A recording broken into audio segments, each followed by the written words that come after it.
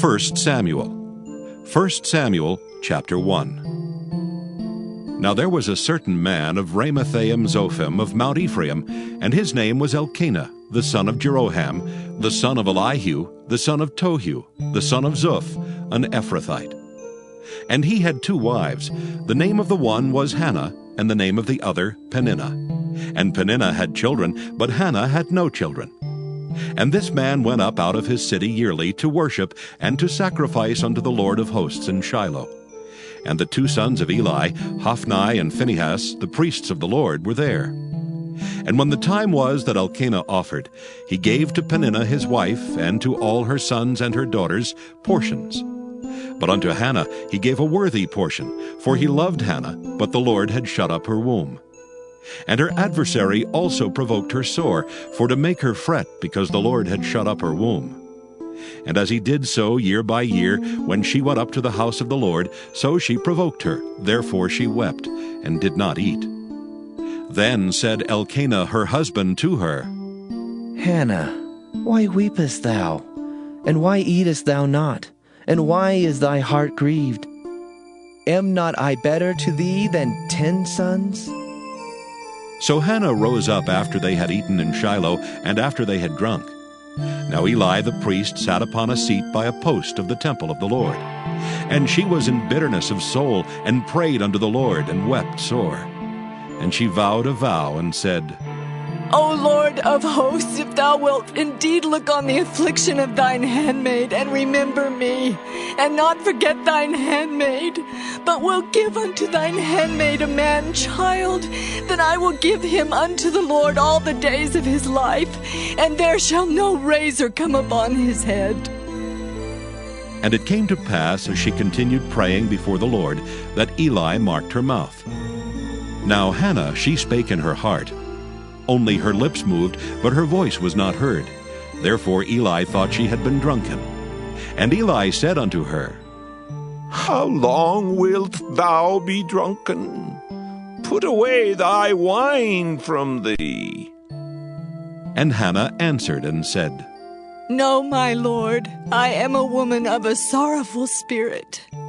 I have drunk neither wine nor strong drink, but have poured out my soul before the Lord. Count not thine handmaid for a daughter of Belial, for out of the abundance of my complaint and grief have I spoken hitherto. Then Eli answered and said, Go in peace, and the God of Israel grant thee thy petition that thou hast asked of him. And she said, Let thine handmaid find grace in thy sight. So the woman went her way and did eat, and her countenance was no more sad. And they rose up in the morning early and worshipped before the Lord, and returned and came to their house to Ramah. And Elkanah knew Hannah his wife, and the Lord remembered her. Wherefore it came to pass, when the time was come about after Hannah had conceived, that she bare a son, and called his name Samuel, saying, Because I have asked him of the Lord. And the man Elkanah and all his house went up to offer unto the Lord the yearly sacrifice and his vow.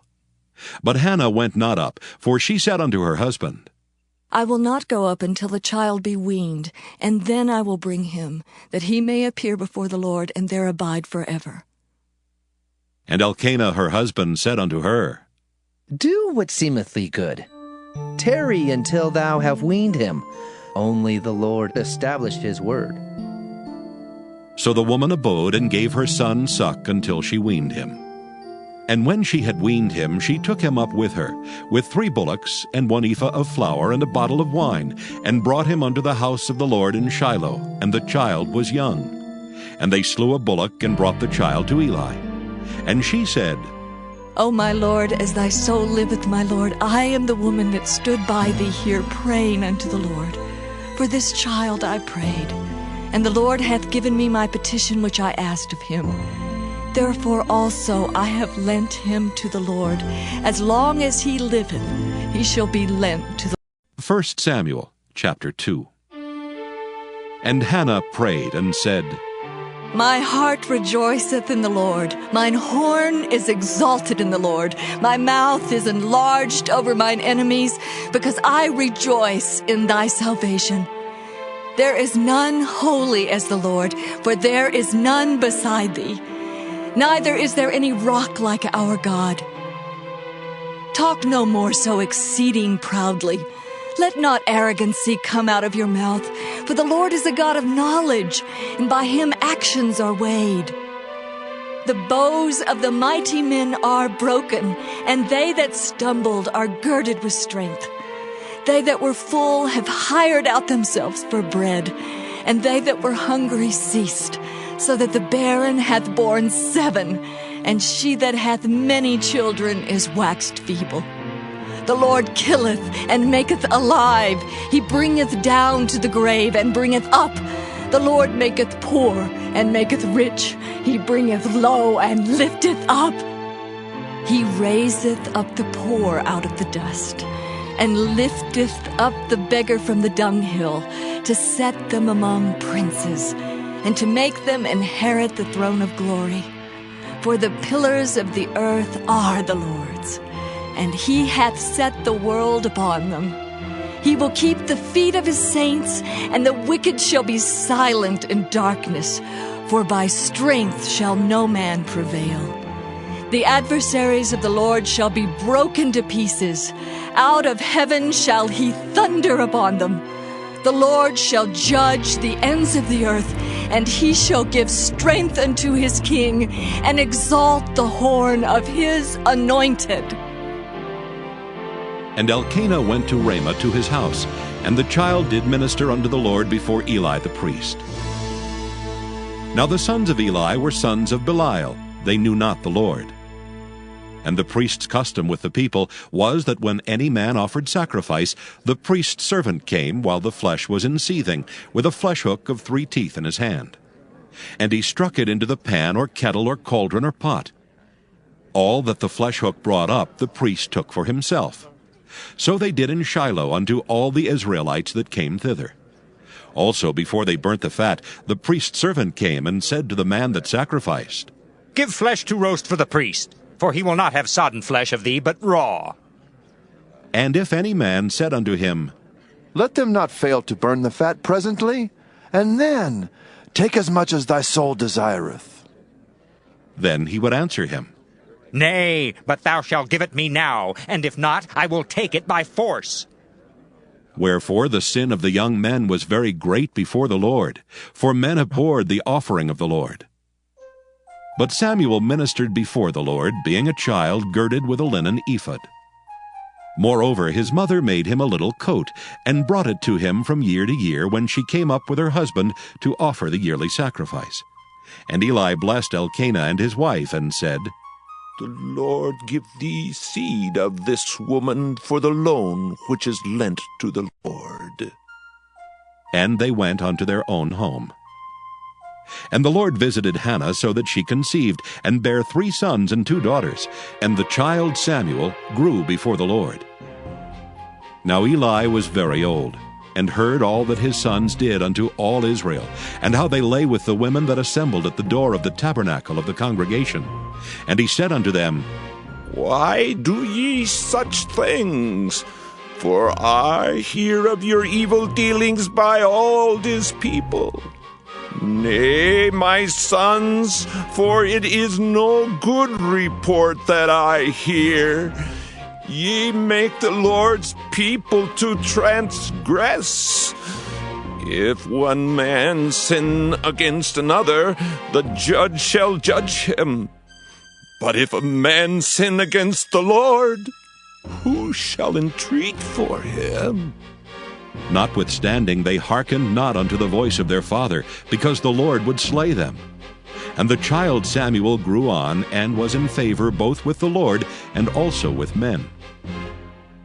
And there came a man of God unto Eli, and said unto him, Thus saith the Lord, Did I plainly appear unto the house of thy father, when they were in Egypt in Pharaoh's house? And did I choose him out of all the tribes of Israel to be my priest, to offer upon mine altar, to burn incense, to wear an ephod before me? And did I give unto the house of thy father all the offerings made by fire of the children of Israel? Wherefore kick ye at my sacrifice and at mine offering, which I have commanded in my habitation? And honorest thy sons above me, to make yourselves fat with the chiefest of all the offerings of Israel my people? Wherefore the Lord God of Israel saith, I said indeed that thy house and the house of thy father should walk before me forever. But now the Lord saith, Be it far from me, for them that honor me I will honor, and they that despise me shall be lightly esteemed. Behold, the days come that I will cut off thine arm, and the arm of thy father's house, that there shall not be an old man in thine house. And thou shalt see an enemy in my habitation, in all the wealth which God shall give Israel, and there shall not be an old man in thine house forever. And the man of thine, whom I shall not cut off from mine altar, shall be to consume thine eyes, and to grieve thine heart. And all the increase of thine house shall die in the flower of their age. And this shall be a sign unto thee, that shall come upon thy sons, on Hophni and Phinehas. In one day they shall die, both of them. And I will raise me up a faithful priest, that shall do according to that which is in mine heart and in my mind. And I will build him a sure house, and he shall walk before mine anointed forever. And it shall come to pass that every one that is left in thine house shall come and crouch to him for a piece of silver and a morsel of bread, and shall say, Put me, I pray thee, into one of the priest's offices, that I may eat a piece of bread. 1 Samuel, chapter 3. And the child Samuel ministered unto the Lord before Eli. And the word of the Lord was precious in those days. There was no open vision. And it came to pass at that time, when Eli was laid down in his place, and his eyes began to wax dim, that he could not see. And ere the lamp of God went out in the temple of the Lord, where the ark of God was, and Samuel was laid down to sleep, that the Lord called, Samuel. And he answered, Here am I. And he ran unto Eli and said, Here am I, for thou calledst me. And he said, I called not. Lie down again. And he went and lay down. And the Lord called yet again, Samuel. And Samuel arose and went to Eli and said, Here am I, for thou didst call me. And he answered, I called not, my son. Lie down again. Now Samuel did not yet know the Lord, neither was the word of the Lord yet revealed unto him. And the Lord called Samuel again the third time. And he arose and went to Eli and said, Here am I, for thou didst call me. And Eli perceived that the Lord had called the child. Therefore Eli said unto Samuel, Go, lie down, and it shall be, if he call thee, that thou shalt say, Speak, Lord, for thy servant heareth. So Samuel went and lay down in his place. And the Lord came and stood and called as at other times, Samuel. Samuel. Then Samuel answered, Speak, for thy servant heareth. And the Lord said to Samuel, Behold, I will do a thing in Israel at which both the ears of every one that heareth it shall tingle. In that day I will perform against Eli all things which I have spoken concerning his house. When I begin, I will also make an end. For I have told him that I will judge his house forever for the iniquity which he knoweth, because his sons made themselves vile, and he restrained them not. And therefore I have sworn unto the house of Eli, that the iniquity of Eli's house shall not be purged with sacrifice nor offering forever. And Samuel lay until the morning, and opened the doors of the house of the Lord. And Samuel feared to show Eli the vision. Then Eli called Samuel and said, Samuel, my son. And he answered, Here am I. and he said, What is the thing that the Lord hath said unto thee? I pray thee, hide it not from me. God do so to thee, and more also, if thou hide anything from me of all the things that he said unto thee. And Samuel told him every whit, and hid nothing from him. And he said, It is the Lord. Let him do what seemeth him good. And Samuel grew, and the Lord was with him, and did let none of his words fall to the ground.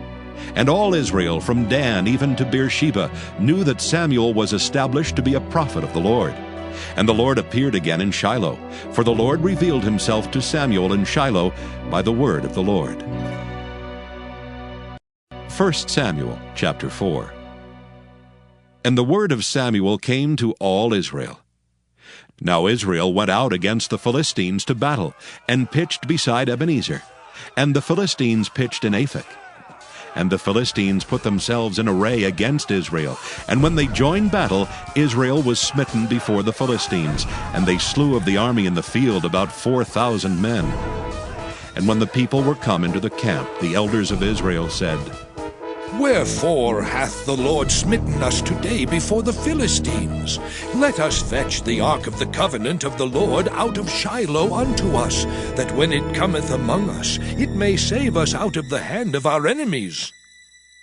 So the people sent to Shiloh, that they might bring from thence the ark of the covenant of the Lord of hosts, which dwelleth between the cherubims. And the two sons of Eli, Hophni and Phinehas, were there with the ark of the covenant of God. And when the ark of the covenant of the Lord came into the camp, all Israel shouted with a great shout, so that the earth rang again. And when the Philistines heard the noise of the shout, they said, What meaneth the noise of this great shout in the camp of the Hebrews? And they understood that the ark of the Lord was come into the camp. And the Philistines were afraid, for they said, God is come into the camp. And they said, Woe unto us, for there hath not been such a thing heretofore. Woe unto us! Who shall deliver us out of the hand of these mighty gods? These are the gods that smote the Egyptians with all the plagues in the wilderness. Be strong and quit yourselves like men, O ye Philistines, that ye be not servants unto the Hebrews, as they have been to you. Quit yourselves like men and fight! And the Philistines fought, and Israel was smitten, and they fled every man into his tent. And there was a very great slaughter, for there fell of Israel 30,000 footmen. And the ark of God was taken, and the two sons of Eli, Hophni and Phinehas, were slain. And there ran a man of Benjamin out of the army, and came to Shiloh the same day with his clothes rent, and with earth upon his head. And when he came, lo, Eli sat upon a seat by the wayside watching. For his heart trembled for the ark of God. And when the man came into the city and told it, all the city cried out. And when Eli heard the noise of the crying, he said, What meaneth the noise of this tumult? And the man came in hastily and told Eli. Now Eli was 98 years old, and his eyes were dim that he could not see. And the man said unto Eli, I am he that came out of the army, and I fled today out of the army. And he said, What is there done, my son? And the messenger answered and said, Israel is fled before the Philistines, and there hath been also a great slaughter among the people. And thy two sons also, Hophni and Phinehas, are dead, and the ark of God is taken. And it came to pass, when he made mention of the ark of God, that he fell from off the seat backward by the side of the gate, and his neck brake, and he died. For he was an old man and heavy, and he had judged Israel 40 years. And his daughter-in-law, Phinehas' wife, was with child near to be delivered. And when she heard the tidings that the ark of God was taken, and that her father-in-law and her husband were dead, she bowed herself and travailed, for her pains came upon her. And about the time of her death, the women that stood by her said unto her, Fear not, for thou hast borne a son. But she answered not, neither did she regard it. And she named the child Ichabod, saying, The glory is departed from Israel. Because the ark of God was taken, and because of her father-in-law and her husband. And she said, The glory is departed from Israel, for the ark of God is taken. 1 Samuel chapter 5. And the Philistines took the ark of God and brought it from Ebenezer unto Ashdod. When the Philistines took the ark of God, they brought it into the house of Dagon, and set it by Dagon. And when they of Ashdod arose early on the morrow, behold, Dagon was fallen upon his face to the earth before the ark of the Lord. And they took Dagon, and set him in his place again. And when they arose early on the morrow morning, behold, Dagon was fallen upon his face to the ground before the ark of the Lord. And the head of Dagon and both the palms of his hands were cut off upon the threshold. Only the stump of Dagon was left to him. Therefore neither the priests of Dagon, nor any that come into Dagon's house, tread on the threshold of Dagon in Ashdod unto this day. But the hand of the Lord was heavy upon them of Ashdod, and he destroyed them, and smote them with emerods, even Ashdod and the coasts thereof. And when the men of Ashdod saw that it was so, they said, The ark of the God of Israel shall not abide with us, for his hand is sore upon us, and upon Dagon our God. They sent therefore and gathered all the lords of the Philistines unto them, and said, What shall we do with the ark of the God of Israel? And they answered, Let the ark of the God of Israel be carried about unto Gath. And they carried the ark of the God of Israel about thither. And it was so that after they had carried it about, the hand of the Lord was against the city with a very great destruction. And he smote the men of the city, both small and great, and they had emerods in their secret parts. Therefore they sent the ark of God to Ekron. And it came to pass, as the ark of God came to Ekron, that the Ekronites cried out, saying, They have brought about the ark of the God of Israel to us, to slay us and our people.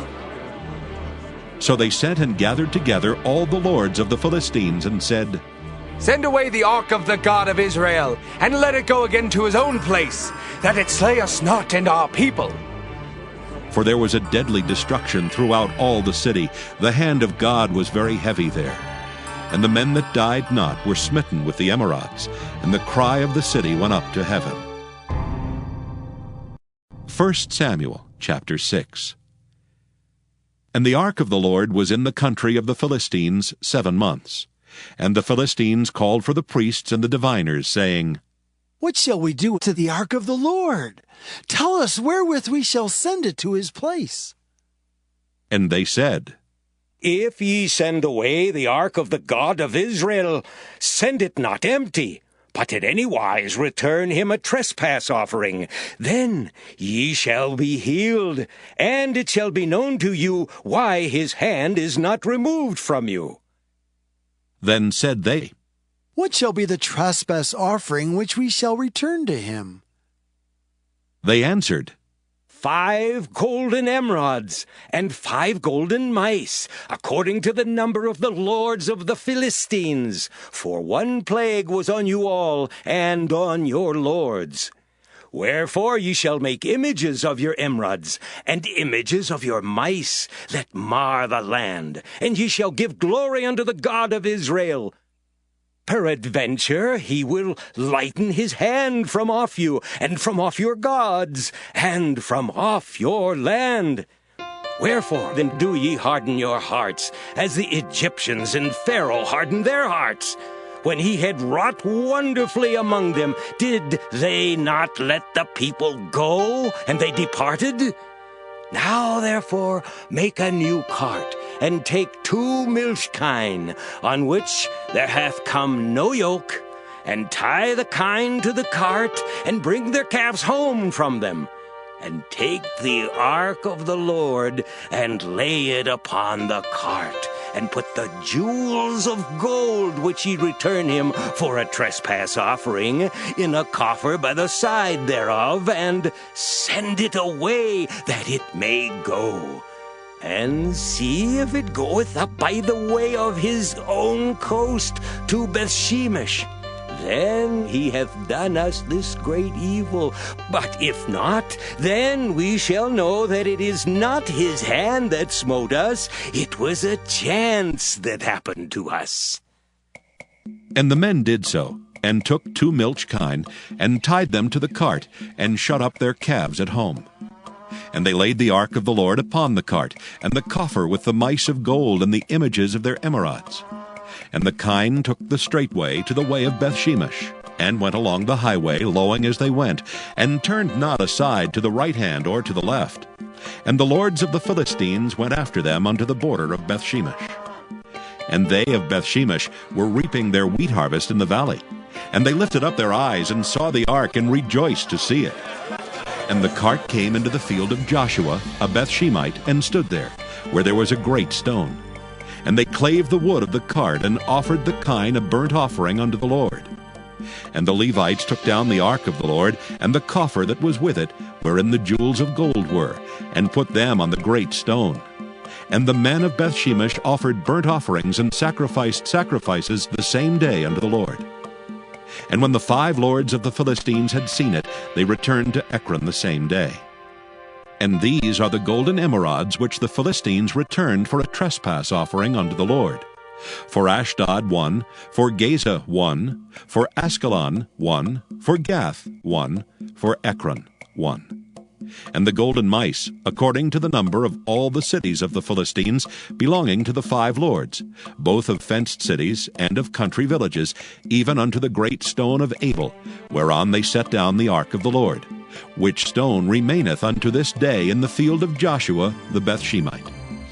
And he smote the men of Bethshemesh, because they had looked into the ark of the Lord. Even he smote of the people 50,060 men. And the people lamented, because the Lord had smitten many of the people with a great slaughter. And the men of Bethshemesh said, Who is able to stand before this holy Lord God, and to whom shall he go up from us? And they sent messengers to the inhabitants of Kirjath-jearim, saying, The Philistines have brought again the ark of the Lord. Come ye down, and fetch it up to you. 1 Samuel chapter 7. And the men of Kirjath-jearim came and fetched up the ark of the Lord, and brought it into the house of Abinadab in the hill, and sanctified Eleazar his son to keep the ark of the Lord.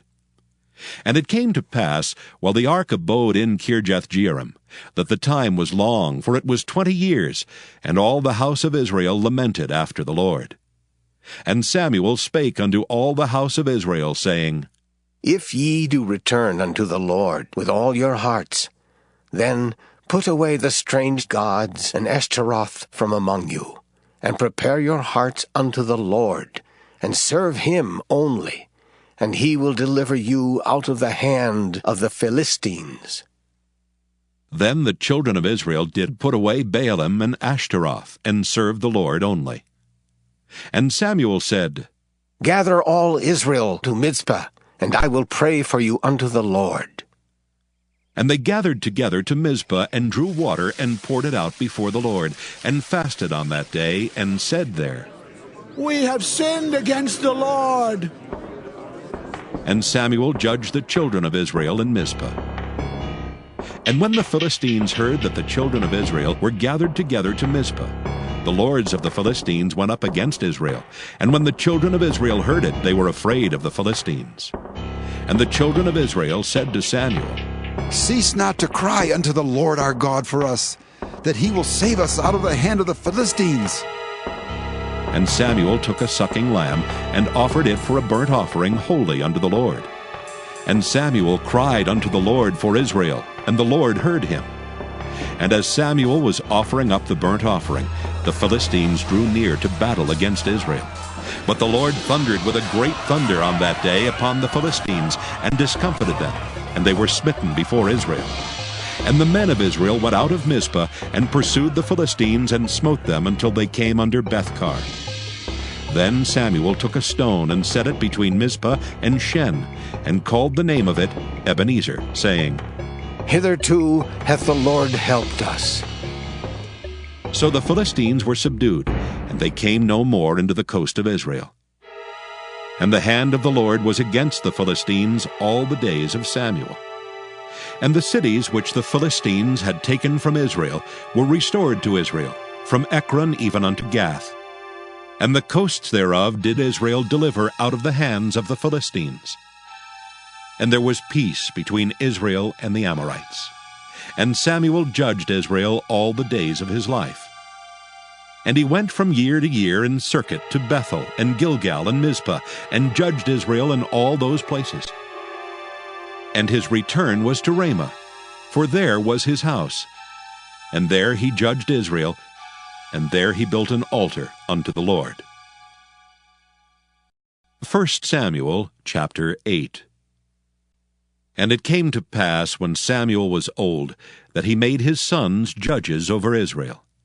Now the name of his firstborn was Joel, and the name of his second Abiah. They were judges in Beersheba. And his sons walked not in his ways, but turned aside after lucre, and took bribes and perverted judgment. Then all the elders of Israel gathered themselves together, and came to Samuel unto Ramah, and said unto him, Behold, thou art old, and thy sons walk not in thy ways. Now make us a king to judge us like all the nations. But the thing displeased Samuel, when they said, Give us a king to judge us. And Samuel prayed unto the Lord. And the Lord said unto Samuel, Hearken unto the voice of the people in all that they say unto thee. For they have not rejected thee, but they have rejected me, that I should not reign over them, according to all the works which they have done since the day that I brought them up out of Egypt, even unto this day, wherewith they have forsaken me and served other gods. So do they also unto thee. Now therefore hearken unto their voice. Howbeit, yet protest solemnly unto them, and show them the manner of the king that shall reign over them. And Samuel told all the words of the Lord unto the people that asked of him a king. And he said, This will be the manner of the king that shall reign over you. He will take your sons, and appoint them for himself, for his chariots, and to be his horsemen, and some shall run before his chariots. And he will appoint him captains over thousands, and captains over 50s, and will set them to ear his ground, and to reap his harvest, and to make his instruments of war, and instruments of his chariots. And he will take your daughters to be confectionaries, and to be cooks, and to be bakers. And he will take your fields, and your vineyards, and your olive yards, even the best of them, and give them to his servants. And he will take the 10th of your seed, and of your vineyards, and give to his officers and to his servants. And he will take your men servants, and your maidservants, and your goodliest young men, and your asses, and put them to his work. He will take the 10th of your sheep, and ye shall be his servants. And ye shall cry out in that day because of your king, which ye shall have chosen you, and the Lord will not hear you in that day. Nevertheless, the people refused to obey the voice of Samuel, and they said, Nay, but we will have a king over us, that we also may be like all the nations, and that our king may judge us and go out before us and fight our battles. And Samuel heard all the words of the people, and he rehearsed them in the ears of the Lord. And the Lord said to Samuel, Hearken unto their voice, and make them a king. And Samuel said unto the men of Israel, Go ye every man unto his city. 1 Samuel chapter 9. Now there was a man of Benjamin whose name was Kish, the son of Abiel, the son of Zeror, the son of Bechorath, the son of Aphiah, a Benjamite, a mighty man of power. And he had a son whose name was Saul, a choice young man and a goodly. And there was not among the children of Israel a goodlier person than he. From his shoulders and upward he was higher than any of the people. And the asses of Kish Saul's father were lost. And Kish said to Saul his son, Take now one of the servants with thee, and arise, go seek the asses. And he passed through Mount Ephraim, and passed through the land of Shalisha, but they found them not. Then they passed through the land of Shalem, and there they were not.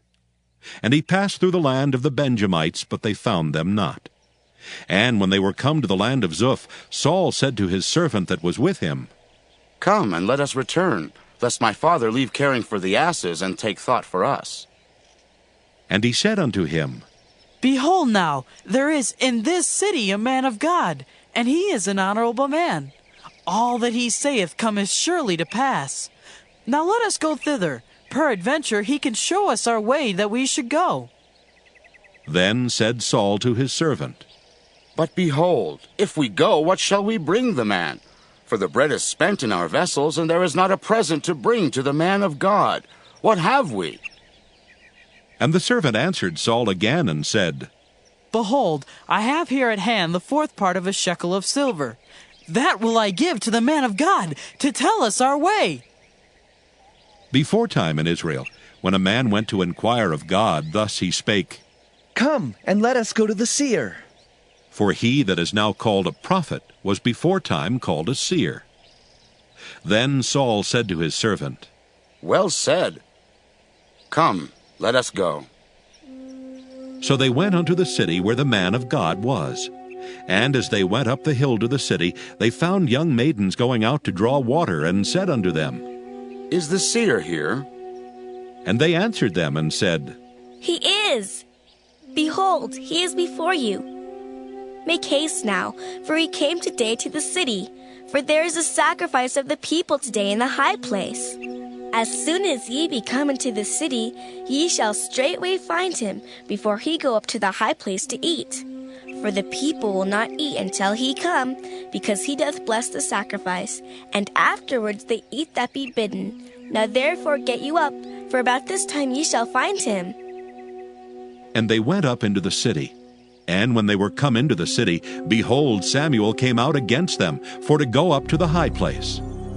Now the Lord had told Samuel in his ear a day before Saul came, saying, Tomorrow about this time I will send thee a man out of the land of Benjamin, and thou shalt anoint him to be captain over my people Israel, that he may save my people out of the hand of the Philistines. For I have looked upon my people, because their cry is come unto me. And when Samuel saw Saul, the Lord said unto him, Behold the man whom I spake to thee of. This same shall reign over my people. Then Saul drew near to Samuel in the gate, and said, Tell me, I pray thee, where the seer's house is. And Samuel answered Saul, and said, I am the seer. Go up before me unto the high place, for ye shall eat with me today, and tomorrow I will let thee go, and will tell thee all that is in thine heart. And as for thine asses that were lost 3 days ago, set not thy mind on them, for they are found. And on whom is all the desire of Israel? Is it not on thee, and on all thy father's house? And Saul answered and said, Am not I a Benjamite, of the smallest of the tribes of Israel? And my family the least of all the families of the tribe of Benjamin. Wherefore then speakest thou so to me? And Samuel took Saul and his servant, and brought them into the parlor, and made them sit in the chiefest place among them that were bidden, which were about 30 persons. And Samuel said unto the cook, Bring the portion which I gave thee, of which I said unto thee, Set it by thee. And the cook took up the shoulder, and that which was upon it, and set it before Saul. And Samuel said, Behold that which is left. Set it before thee, and eat. For unto this time hath it been kept for thee, since I said, I have invited the people. So Saul did eat with Samuel that day. And when they were come down from the high place into the city, Samuel communed with Saul upon the top of the house. And they arose early, and it came to pass about the spring of the day, that Samuel called Saul to the top of the house, saying, Up, that I may send thee away. And Saul arose, and they went out both of them, he and Samuel, abroad. And as they were going down to the end of the city, Samuel said to Saul, Bid the servant pass on before us. And he passed on. But stand thou still a while, that I may show thee the word of God. 1 Samuel chapter 10. Then Samuel took a vial of oil and poured it upon his head, and kissed him, and said, Is it not because the Lord hath anointed thee to be captain over his inheritance? When thou art departed from me today, then thou shalt find 2 men by Rachel's sepulchre in the border of Benjamin at Zelzah. And they will say unto thee, The asses which thou wentest to seek are found, and lo, thy father hath left the care of the asses, and sorroweth for you, saying, What shall I do for my son? Then shalt thou go on forward from thence, and thou shalt come to the plain of Tabor, and there shall meet thee 3 men going up to God to Bethel, one carrying 3 kids, and another carrying 3 loaves of bread, and another carrying a bottle of wine. And they will salute thee, and give thee 2 loaves of bread, which thou shalt receive of their hands. After that thou shalt come to the hill of God, where is the garrison of the Philistines. And it shall come to pass, when thou art come thither to the city, that thou shalt meet a company of prophets coming down from the high place with a psaltery and a tabret and a pipe and a harp before them, and they shall prophesy. And the Spirit of the Lord will come upon thee, and thou shalt prophesy with them, and shalt be turned into another man. And let it be, when these signs are come unto thee, that thou do as occasion serve thee, for God is with thee.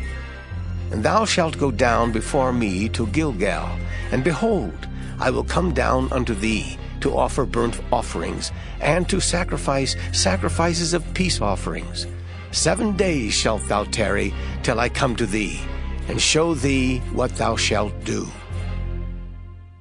And it was so that when he had turned his back to go from Samuel, God gave him another heart. And all those signs came to pass that day. And when they came thither to the hill, behold, a company of prophets met him, and the Spirit of God came upon him, and he prophesied among them. And it came to pass, when all that knew him beforetime saw that, behold, he prophesied among the prophets, then the people said to one another, What is this that is come unto the son of Kish? Is Saul also among the prophets? And one of the same place answered and said, But who is their father? Therefore it became a proverb, Is Saul also among the prophets? And when he had made an end of prophesying, he came to the high place. And Saul's uncle said unto him and to his servant, Whither went ye? And he said, To seek the asses. And when we saw that they were nowhere, we came to Samuel. And Saul's uncle said, Tell me, I pray thee, what Samuel said unto you. And Saul said unto his uncle, He told us plainly that the asses were found. But of the matter of the kingdom whereof Samuel spake he told him not. And Samuel called the people together unto the Lord to Mizpah, and said unto the children of Israel, Thus saith the Lord God of Israel, I brought up Israel out of Egypt, and delivered you out of the hand of the Egyptians, and out of the hand of all kingdoms, and of them that oppressed you. And ye have this day rejected your God, who himself saved you out of all your adversities and your tribulations, and ye have said unto him, Nay, but set a king over us. Now therefore present yourselves before the Lord by your tribes and by your thousands. And when Samuel had caused all the tribes of Israel to come near, the tribe of Benjamin was taken.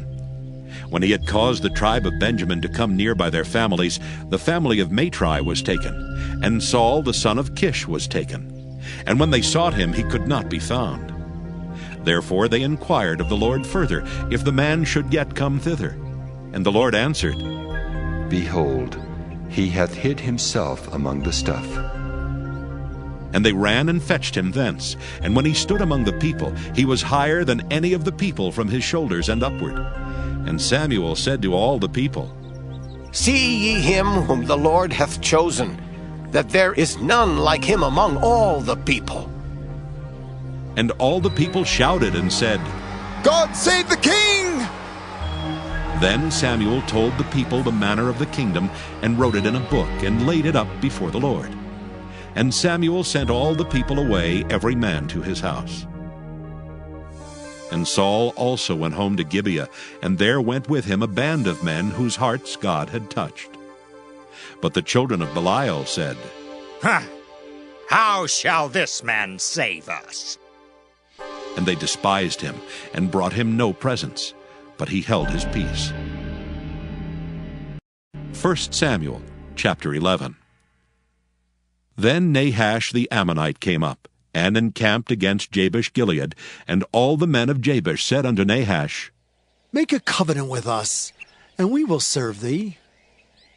And Nahash the Ammonite answered them, On this condition will I make a covenant with you, that I may thrust out all your right eyes, and lay it for a reproach upon all Israel. And the elders of Jabesh said unto him, Give us 7 days' respite, that we may send messengers unto all the coasts of Israel. And then, if there be no man to save us, we will come out to thee. Then came the messengers to Gibeah of Saul, and told the tidings in the ears of the people. And all the people lifted up their voices and wept. And behold, Saul came after the herd out of the field, and Saul said, What aileth the people that they weep? And they told him the tidings of the men of Jabesh. And the Spirit of God came upon Saul when he heard those tidings, and his anger was kindled greatly. And he took a yoke of oxen and hewed them in pieces, and sent them throughout all the coasts of Israel by the hands of messengers, saying, Whosoever cometh not forth after Saul and after Samuel, so shall it be done unto his oxen. And the fear of the Lord fell on the people, and they came out with one consent. And when he numbered them in Bezek, the children of Israel were 300,000, and the men of Judah 30,000. And they said unto the messengers that came, Thus shall ye say unto the men of Jabesh-Gilead, Tomorrow by that time the sun be hot, ye shall have help. And the messengers came and showed it to the men of Jabesh, and they were glad. Therefore the men of Jabesh said, Tomorrow we will come out unto you, and ye shall do with us all that seemeth good unto you. And it was so on the morrow that Saul put the people in 3 companies. And they came into the midst of the host in the morning watch, and slew the Ammonites until the heat of the day. And it came to pass that they which remained were scattered, so that 2 of them were not left together. And the people said unto Samuel, Who is he that said, Shall Saul reign over us? Bring the men, that we may put them to death. And Saul said, There shall not a man be put to death this day. For today the Lord hath wrought salvation in Israel. Then said Samuel to the people, Come, and let us go to Gilgal, and renew the kingdom there. And all the people went to Gilgal, and there they made Saul king before the Lord in Gilgal. And there they sacrificed sacrifices of peace offerings before the Lord. And there Saul and all the men of Israel rejoiced greatly. 1 Samuel chapter 12. And Samuel said unto all Israel, Behold, I have hearkened unto your voice in all that ye said unto me, and have made a king over you. And now, behold, the king walketh before you, and I am old and gray-headed, and behold, my sons are with you, and I have walked before you from my childhood unto this day. Behold, here I am, witness against me before the Lord, and before his anointed. Whose ox have I taken? Or whose ass have I taken? Or whom have I defrauded? Whom have I oppressed? Or of whose hand have I received any bribe to blind mine eyes therewith? And I will restore it you. And they said, Thou hast not defrauded us, nor oppressed us, neither hast thou taken aught of any man's hand. And he said unto them, The Lord is witness against you, and his anointed is witness this day, that ye have not found aught in my hand. And they answered, He is witness. And Samuel said unto the people, It is the Lord that advanced Moses and Aaron, and that brought your fathers up out of the land of Egypt. Now therefore stand still, that I may reason with you before the Lord of all the righteous acts of the Lord, which he did to you and to your fathers. When Jacob was come into Egypt, and your fathers cried unto the Lord, then the Lord sent Moses and Aaron, which brought forth your fathers out of Egypt, and made them dwell in this place. And when they forgat the Lord their God, he sold them into the hand of Sisera, captain of the host of Hazor, and into the hand of the Philistines, and into the hand of the king of Moab. And they fought against them. And they cried unto the Lord, and said, We have sinned, because we have forsaken the Lord, and have served Baalim and Ashtaroth. But now deliver us out of the hand of our enemies, and we will serve thee. And the Lord sent Jerubbaal, and Bedan, and Jephthah, and Samuel, and delivered you out of the hand of your enemies on every side, and ye dwelled safe. And when ye saw that Nahash, the king of the children of Ammon, came against you, ye said unto me, Nay, but a king shall reign over us, when the Lord your God was your king. Now, therefore, behold the king whom ye have chosen, and whom ye have desired. And behold, the Lord hath set a king over you. If ye will fear the Lord, and serve him, and obey his voice, and not rebel against the commandment of the Lord, then shall both ye and also the king that reigneth over you continue following the Lord your God. But if ye will not obey the voice of the Lord, but rebel against the commandment of the Lord, then shall the hand of the Lord be against you, as it was against your fathers. Now, therefore, stand and see this great thing, which the Lord will do before your eyes. Is it not wheat harvest today? I will call unto the Lord, and he shall send thunder and rain, that ye may perceive, and see that your wickedness is great, which ye have done in the sight of the Lord, in asking you a king. So Samuel called unto the Lord, and the Lord sent thunder and rain that day, and all the people greatly feared the Lord and Samuel. And all the people said unto Samuel, Pray for thy servants unto the Lord thy God, that we die not. For we have added unto all our sins this evil, to ask us a king. And Samuel said unto the people, Fear not. Ye have done all this wickedness, yet turn not aside from following the Lord, but serve the Lord with all your heart. And turn ye not aside, for then should ye go after vain things, which cannot profit nor deliver, for they are vain. For the Lord will not forsake his people for his great name's sake, because it hath pleased the Lord to make you his people. Moreover, as for me, God forbid that I should sin against the Lord in ceasing to pray for you, but I will teach you the good and the right way. Only fear the Lord, and serve him in truth with all your heart, for consider how great things he hath done for you. But if ye shall still do wickedly, ye shall be consumed, both ye and your king. 1 Samuel chapter 13. Saul reigned 1 year. And when he had reigned 2 years over Israel, Saul chose him 3,000 men of Israel, whereof 2,000 were with Saul in Michmash and in Mount Bethel, and 1,000 were with Jonathan in Gibeah of Benjamin. And the rest of the people he sent every man to his tent. And Jonathan smote the garrison of the Philistines that was in Geba, and the Philistines heard of it. And Saul blew the trumpet throughout all the land, saying, Let the Hebrews hear! And all Israel heard say that Saul had smitten a garrison of the Philistines, and that Israel also was had an abomination with the Philistines. And the people were called together after Saul to Gilgal. And the Philistines gathered themselves together to fight with Israel, 30,000 chariots, and 6,000 horsemen, and people as the sand which is on the seashore in multitude. And they came up and pitched in Michmash, eastward from Bethaven. When the men of Israel saw that they were in a strait, for the people were distressed, Then the people did hide themselves in caves and in thickets, and in rocks, and in high places, and in pits. And some of the Hebrews went over Jordan to the land of Gad and Gilead. As for Saul, he was yet in Gilgal, and all the people followed him trembling.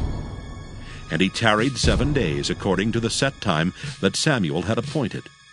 But Samuel came not to Gilgal, and the people were scattered from him. And Saul said, Bring hither a burnt offering to me, and peace offerings. And he offered the burnt offering. And it came to pass, that as soon as he had made an end of offering the burnt offering, behold, Samuel came, and Saul went out to meet him, that he might salute him. And Samuel said, What hast thou done? And Saul said, Because I saw that the people were scattered from me, and that thou camest not within the days appointed, and that the Philistines gathered themselves together at Michmash. Therefore, said I, the Philistines will come down now upon me to Gilgal, and I have not made supplication unto the Lord. I forced myself, therefore, and offered a burnt offering. And Samuel said to Saul, Thou hast done foolishly. Thou hast not kept the commandment of the Lord thy God, which he commanded thee. For now would the Lord have established thy kingdom upon Israel forever. But now thy kingdom shall not continue. The Lord hath sought him a man after his own heart, and the Lord hath commanded him to be captain over his people, because thou hast not kept that which the Lord commanded thee. And Samuel arose and gat him up from Gilgal unto Gibeah of Benjamin. And Saul numbered the people that were present with him, about 600 men.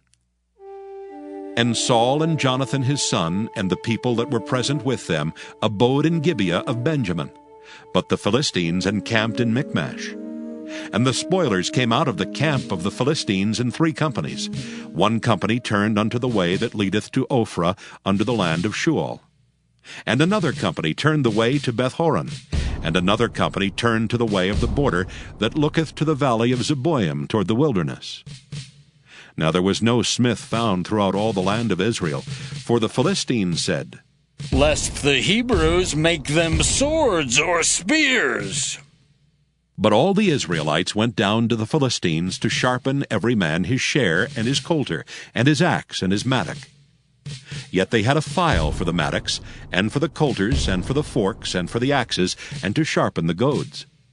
So it came to pass in the day of battle that there was neither sword nor spear found in the hand of any of the people that were with Saul and Jonathan. But with Saul and with Jonathan his son was there found. And the garrison of the Philistines went out to the passage of Michmash. 1 Samuel chapter 14. Now it came to pass upon a day that Jonathan the son of Saul said unto the young man that bare his armor, Come, and let us go over to the Philistines' garrison that is on the other side. But he told not his father. And Saul tarried in the uttermost part of Gibeah under a pomegranate tree, which is in Migron. And the people that were with him were about 600 men. And Ahiah the son of Ahitub, Ichabod's brother, the son of Phinehas, the son of Eli, the Lord's priest in Shiloh, wearing an ephod. And the people knew not that Jonathan was gone. And between the passages by which Jonathan sought to go over unto the Philistines' garrison, there was a sharp rock on the one side, and a sharp rock on the other side. And the name of one was Bozez, and the name of the other Seneh. The forefront of the one was situate northward over against Michmash, and the other southward over against Gibeah. And Jonathan said to the young man that bare his armor, Come, and let us go over unto the garrison of these uncircumcised. It may be that the Lord will work for us. For there is no restraint to the Lord to save by many or by few. And his armor-bearer said unto him, Do all that is in thine heart. Turn thee. Behold, I am with thee according to thy heart. Then said Jonathan, Behold, we will pass over unto these men, and we will discover ourselves unto them. If they say unto us, Tarry until we come to you, then we will stand still in our place, and will not go up unto them. But if they say thus, Come up unto us, then we will go up, for the Lord hath delivered them into our hand, and this shall be a sign unto us. And both of them discovered themselves unto the garrison of the Philistines. And the Philistines said, Behold, the Hebrews come forth out of the holes where they had hid themselves. And the men of the garrison answered Jonathan and his armor-bearer, and said, Come up to us, and we will show you a thing. And Jonathan said unto his armor-bearer, Come up after me, for the Lord hath delivered them into the hand of Israel. And Jonathan climbed up upon his hands and upon his feet, and his armor-bearer after him. And they fell before Jonathan, and his armor-bearer slew after him. And that first slaughter, which Jonathan and his armor-bearer made, was about 20 men, within, as it were, an half acre of land, which a yoke of oxen might plow. And there was trembling in the host in the field and among all the people. The garrison and the spoilers, they also trembled, and the earth quaked, so it was a very great trembling. And the watchmen of Saul and Gibeah of Benjamin looked, and behold, the multitude melted away, and they went on beating down one another. Then said Saul unto the people that were with him, Number now, and see who is gone from us. And when they had numbered, behold, Jonathan and his armor-bearer were not there. And Saul said unto Ahiah, Bring hither the ark of God. For the ark of God was at that time with the children of Israel. And it came to pass, while Saul talked unto the priest, that the noise that was in the host of the Philistines went on and increased. And Saul said unto the priest, Withdraw thine hand. And Saul and all the people that were with him assembled themselves. And they came to the battle. And behold, every man's sword was against his fellow, and there was a very great discomfiture. Moreover, the Hebrews that were with the Philistines before that time, which went up with them into the camp from the country round about, even they also turned to be with the Israelites that were with Saul and Jonathan. Likewise, all the men of Israel which had hid themselves in Mount Ephraim, when they heard that the Philistines fled, even they also followed hard after them in the battle. So the Lord saved Israel that day, and the battle passed over unto Bethaven. And the men of Israel were distressed that day, for Saul had adjured the people, saying, Cursed be the man that eateth any food until evening, that I may be avenged on mine enemies. So none of the people tasted any food. And all they of the land came to a wood, and there was honey upon the ground. And when the people were come into the wood, behold, the honey dropped, but no man put his hand to his mouth, for the people feared the oath. But Jonathan heard not when his father charged the people with the oath. Wherefore he put forth the end of the rod that was in his hand, and dipped it in an honeycomb, and put his hand to his mouth, and his eyes were enlightened. Then answered one of the people, and said, Thy father straitly charged the people with an oath, saying, Cursed be the man that eateth any food this day. And the people were faint. Then said Jonathan, My father hath troubled the land. See, I pray you, how mine eyes have been enlightened, because I tasted a little of this honey. How much more, if haply the people had eaten freely today of the spoil of their enemies which they found? For had there not been now a much greater slaughter among the Philistines? And they smote the Philistines that day from Michmash to Ajalon, and the people were very faint. And the people flew upon the spoil, and took sheep and oxen and calves, and slew them on the ground, and the people did eat them with the blood. Then they told Saul, saying, Behold, the people sin against the Lord, in that they eat with the blood. And he said, Ye have transgressed. Roll a great stone unto me this day. And Saul said, Disperse yourselves among the people, and say unto them, Bring me hither every man his ox, and every man his sheep, and slay them here, and eat, and sin not against the Lord in eating with the blood. And all the people brought every man his ox with him that night, and slew them there. And Saul built an altar unto the Lord. The same was the first altar that he built unto the Lord. And Saul said, Let us go down after the Philistines by night, and spoil them until the morning light, and let us not leave a man of them. And they said, Do whatsoever seemeth good unto thee. Then said the priest, Let us draw near hither unto God. And Saul asked counsel of God. Shall I go down after the Philistines? Wilt thou deliver them into the hand of Israel? But he answered him not that day. And Saul said, Draw ye near hither, all the chief of the people, and know and see wherein this sin hath been this day. For as the Lord liveth, which saveth Israel, though it be in Jonathan my son, he shall surely die. But there was not a man among all the people that answered him. Then said he unto all Israel, Be ye on one side, and I and Jonathan my son will be on the other side. And the people said unto Saul, Do what seemeth good unto thee. Therefore Saul said unto the Lord God of Israel, Give a perfect lot. And Saul and Jonathan were taken, but the people escaped. And Saul said, Cast lots between me and Jonathan my son. And Jonathan was taken. Then Saul said to Jonathan, Tell me what thou hast done. And Jonathan told him and said, I did but taste a little honey with the end of the rod that was in mine hand, and lo, I must die. And Saul answered, God do so, and more also, for thou shalt surely die, Jonathan. And the people said unto Saul, Shall Jonathan die, who hath wrought this great salvation in Israel? God forbid! As the Lord liveth, there shall not one hair of his head fall to the ground, for he hath wrought with God this day. So the people rescued Jonathan, that he died not. Then Saul went up from following the Philistines, and the Philistines went to their own place.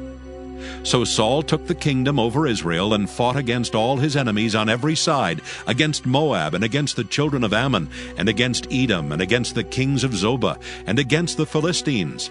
And whithersoever he turned himself, he vexed them. And he gathered an host, and smote the Amalekites, and delivered Israel out of the hands of them that spoiled them. Now the sons of Saul were Jonathan, and Ishuai, and Malchishua. And the names of his two daughters were these, the name of the firstborn, Merab, and the name of the younger, Michal. And the name of Saul's wife was Ahinoam, the daughter of Ahimaaz. And the name of the captain of his host was Abner, the son of Ner, Saul's uncle. And Kish was the father of Saul, and Ner the father of Abner was the son of Abiel. And there was sore war against the Philistines all the days of Saul. And when Saul saw any strong man or any valiant man, he took him unto him. 1 Samuel chapter 15. Samuel also said unto Saul, The Lord sent me to anoint thee to be king over his people, over Israel. Now therefore hearken thou unto the voice of the words of the Lord. Thus saith the Lord of hosts, I remember that which Amalek did to Israel, how he laid wait for him in the way when he came up from Egypt. Now go, and smite Amalek, and utterly destroy all that they have, and spare them not, but slay both man and woman, infant and suckling, ox and sheep, camel and ass. And Saul gathered the people together, and numbered them in Telaim 200,000 footmen, and 10,000 men of Judah. And Saul came to a city of Amalek, and laid wait in the valley. And Saul said unto the Kenites, Go, depart, get you down from among the Amalekites, lest I destroy you with them. For ye showed kindness to all the children of Israel when they came up out of Egypt. So the Kenites departed from among the Amalekites. And Saul smote the Amalekites from Havilah until thou comest to Shur, that is over against Egypt. And he took Agag, the king of the Amalekites, alive, and utterly destroyed all the people with the edge of the sword. But Saul and the people spared Agag, and the best of the sheep, and of the oxen, and of the fatlings, and the lambs, and all that was good, and would not utterly destroy them. But everything that was vile and refuse, that they destroyed utterly.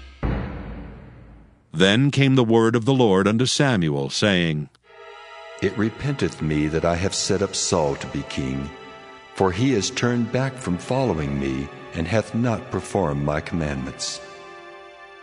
And it grieved Samuel, and he cried unto the Lord all night. And when Samuel rose early to meet Saul in the morning, it was told Samuel, saying, Saul came to Carmel, and behold, he set him up a place, and is gone about, and passed on and gone down to Gilgal. And Samuel came to Saul, and Saul said unto him, Blessed be thou of the Lord. I have performed the commandment of the Lord. And Samuel said, What meaneth then this bleating of the sheep in mine ears, and the lowing of the oxen which I hear? And Saul said, They have brought them from the Amalekites, for the people spared the best of the sheep and of the oxen, to sacrifice unto the Lord thy God, and the rest we have utterly destroyed. Then Samuel said unto Saul, Stay, and I will tell thee what the Lord hath said to me this night. And he said unto him, Say on. And Samuel said, When thou wast little in thine own sight, wast thou not made the head of the tribes of Israel? And the Lord anointed thee king over Israel? And the Lord sent thee on a journey, and said, Go and utterly destroy the sinners, the Amalekites, and fight against them until they be consumed. Wherefore then didst thou not obey the voice of the Lord, but didst fly upon the spoil, and didst evil in the sight of the Lord? And Saul said unto Samuel, Yea, I have obeyed the voice of the Lord, and have gone the way which the Lord sent me, and have brought Agag the king of Amalek, and have utterly destroyed the Amalekites. But the people took of the spoil sheep and oxen, the chief of the things which should have been utterly destroyed, to sacrifice unto the Lord thy God in Gilgal. And Samuel said, Hath the Lord as great delight in burnt offerings and sacrifices as in obeying the voice of the Lord? Behold, to obey is better than sacrifice, and to hearken than the fat of rams. For rebellion is as the sin of witchcraft, and stubbornness is as iniquity and idolatry. Because thou hast rejected the word of the Lord, he hath also rejected thee from being king. And Saul said unto Samuel, I have sinned, for I have transgressed the commandment of the Lord and thy words, because I feared the people and obeyed their voice. Now therefore I pray thee, pardon my sin, and turn again with me that I may worship the Lord. And Samuel said unto Saul, I will not return with thee, for thou hast rejected the word of the Lord, and the Lord hath rejected thee from being king over Israel. And as Samuel turned about to go away, he laid hold upon the skirt of his mantle, and it rent. And Samuel said unto him, The Lord hath rent the kingdom of Israel from thee this day, and hath given it to a neighbor of thine that is better than thou. And also the strength of Israel will not lie nor repent, for he is not a man that he should repent. Then he said, I have sinned. Yet honor me now, I pray thee, before the elders of my people, and before Israel, and turn again with me, that I may worship the Lord thy God. So Samuel turned again after Saul, and Saul worshipped the Lord. Then said Samuel, Bring ye hither to me Agag the king of the Amalekites. And Agag came unto him delicately. And Agag said, Surely the bitterness of death is past. And Samuel said, As thy sword hath made women childless, so shall thy mother be childless among women. And Samuel hewed Agag in pieces before the Lord in Gilgal. Then Samuel went to Ramah, and Saul went up to his house to Gibeah of Saul. And Samuel came no more to see Saul until the day of his death. Nevertheless, Samuel mourned for Saul, and the Lord repented that he had made Saul king over Israel. 1 Samuel chapter 16. And the Lord said unto Samuel, How long wilt thou mourn for Saul, seeing I have rejected him from reigning over Israel? Fill thine horn with oil and go.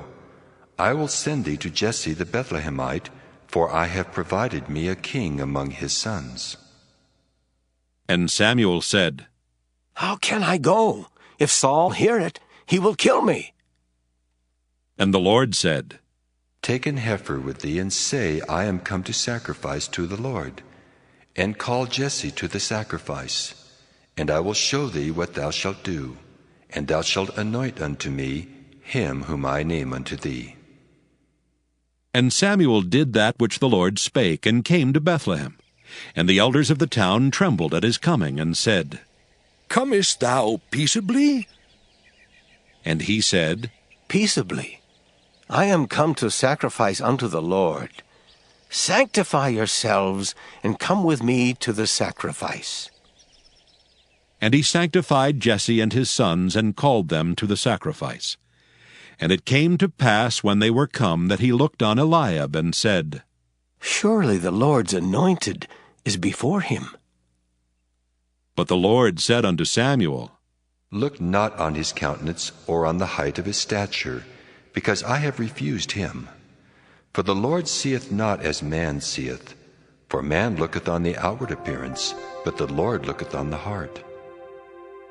Then Jesse called Abinadab, and made him pass before Samuel, and he said, Neither hath the Lord chosen this. Then Jesse made Shammah to pass by, and he said, Neither hath the Lord chosen this.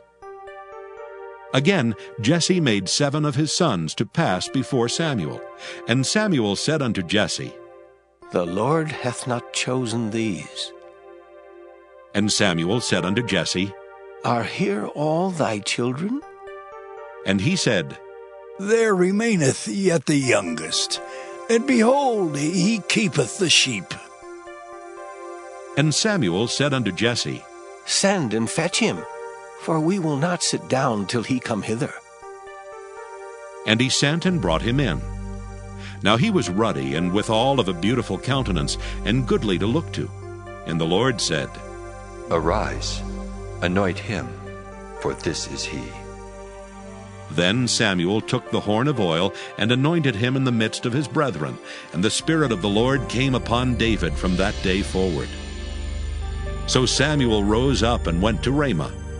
But the Spirit of the Lord departed from Saul, and an evil spirit from the Lord troubled him. And Saul's servants said unto him, Behold now, an evil spirit from God troubleth thee. Let our Lord now command thy servants which are before thee to seek out a man who is a cunning player on an harp. And it shall come to pass, when the evil spirit from God is upon thee, that he shall play with his hand, and thou shalt be well.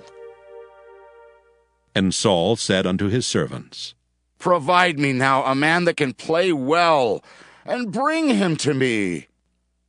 Then answered one of the servants, and said, Behold, I have seen a son of Jesse the Bethlehemite, that is cunning in playing, and a mighty valiant man, and a man of war, and prudent in matters, and a comely person. And the Lord is with him. Wherefore Saul sent messengers unto Jesse, and said, Send me David thy son, which is with the sheep. And Jesse took an ass laden with bread, and a bottle of wine, and a kid, and sent them by David his son unto Saul. And David came to Saul, and stood before him. And he loved him greatly, and he became his armor-bearer. And Saul sent to Jesse, saying, Let David, I pray thee, stand before me, for he hath found favor in my sight. And it came to pass, when the evil spirit from God was upon Saul, that David took an harp and played with his hand. So Saul was refreshed and was well, and the evil spirit departed from him. 1 Samuel chapter 17. Now the Philistines gathered together their armies to battle, and were gathered together at Shochoh, which belongeth to Judah, and pitched between Shochoh and Azekah in Ephas-Dammim. And Saul and the men of Israel were gathered together, and pitched by the valley of Elah, and set the battle in array against the Philistines. And the Philistines stood on a mountain on the one side, and Israel stood on a mountain on the other side, and there was a valley between them. And there went out a champion out of the camp of the Philistines, named Goliath of Gath, whose height was 6 cubits and a span. And he had an helmet of brass upon his head, and he was armed with a coat of mail, and the weight of the coat was 5,000 shekels of brass. and he had greaves of brass upon his legs, and a target of brass between his shoulders. And the staff of his spear was like a weaver's beam, and his spear's head weighed 600 shekels of iron, and one bearing a shield went before him. And he stood and cried unto the armies of Israel, and said unto them, Why are ye come out to set your battle in array? Am not I a Philistine, and ye servants to Saul? Choose you a man for you, and let him come down to me. If he be able to fight with me and to kill me, then will we be your servants. But if I prevail against him and kill him, then shall ye be our servants and serve us. And the Philistines said, I defy the armies of Israel this day. Give me a man, that we may fight together. When Saul and all Israel heard those words of the Philistine, they were dismayed and greatly afraid. Now David was the son of that Ephrathite of Bethlehem, Judah, whose name was Jesse, and he had 8 sons. And the man went among men for an old man in the days of Saul. And the 3 eldest sons of Jesse went and followed Saul to the battle. And the names of his 3 sons that went to the battle were Eliab the firstborn, and next unto him Abinadab, and the 3rd Shammah. And David was the youngest, and the 3 eldest followed Saul. But David went and returned from Saul to feed his father's sheep at Bethlehem. And the Philistine drew near morning and evening, and presented himself 40 days. And Jesse said unto David his son, Take now for thy brethren an ephah of this parched corn, and these 10 loaves, and run to the camp to thy brethren. And carry these 10 cheeses unto the captain of their 1,000. And look how thy brethren fare, and take their pledge. Now Saul and they and all the men of Israel were in the valley of Elah, fighting with the Philistines. And David rose up early in the morning, and left the sheep with a keeper, and took and went as Jesse had commanded him. And he came to the trench as the host was going forth to the fight, and shouted for the battle. For Israel and the Philistines had put the battle in array, army against army. And David left his carriage in the hand of the keeper of the carriage, and ran into the army, and came and saluted his brethren. And as he talked with them, behold, there came up the champion, the Philistine of Gath, Goliath by name, out of the armies of the Philistines, and spake according to the same words, and David heard them. And all the men of Israel, when they saw the man, fled from him, and were sore afraid. And the men of Israel said, Have ye seen this man that is come up? Surely to defy Israel is he come up, and it shall be, that the man who killeth him, the king will enrich him with great riches, and will give him his daughter, and make his father's house free in Israel. And David spake to the men that stood by him, saying, What shall be done to the man that killeth this Philistine, and taketh away the reproach from Israel? For who is this uncircumcised Philistine, that he should defy the armies of the living God? And the people answered him after this manner, saying, So shall it be done to the man that killeth him. And Eliab his eldest brother heard when he spake unto the men. And Eliab's anger was kindled against David, and he said, Why camest thou down hither? And with whom hast thou left those few sheep in the wilderness? I know thy pride and the naughtiness of thine heart, for thou art come down that thou mightest see the battle. And David said, What have I now done? Is there not a cause? And he turned from him toward another, and spake after the same manner. And the people answered him again after the former manner. And when the words were heard which David spake, they rehearsed them before Saul, and he sent for him.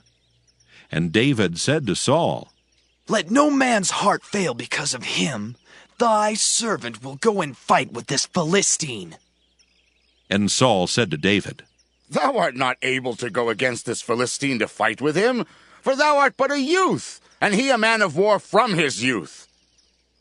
And David said unto Saul, Thy servant kept his father's sheep, and there came a lion and a bear, and took a lamb out of the flock. And I went out after him and smote him, and delivered it out of his mouth.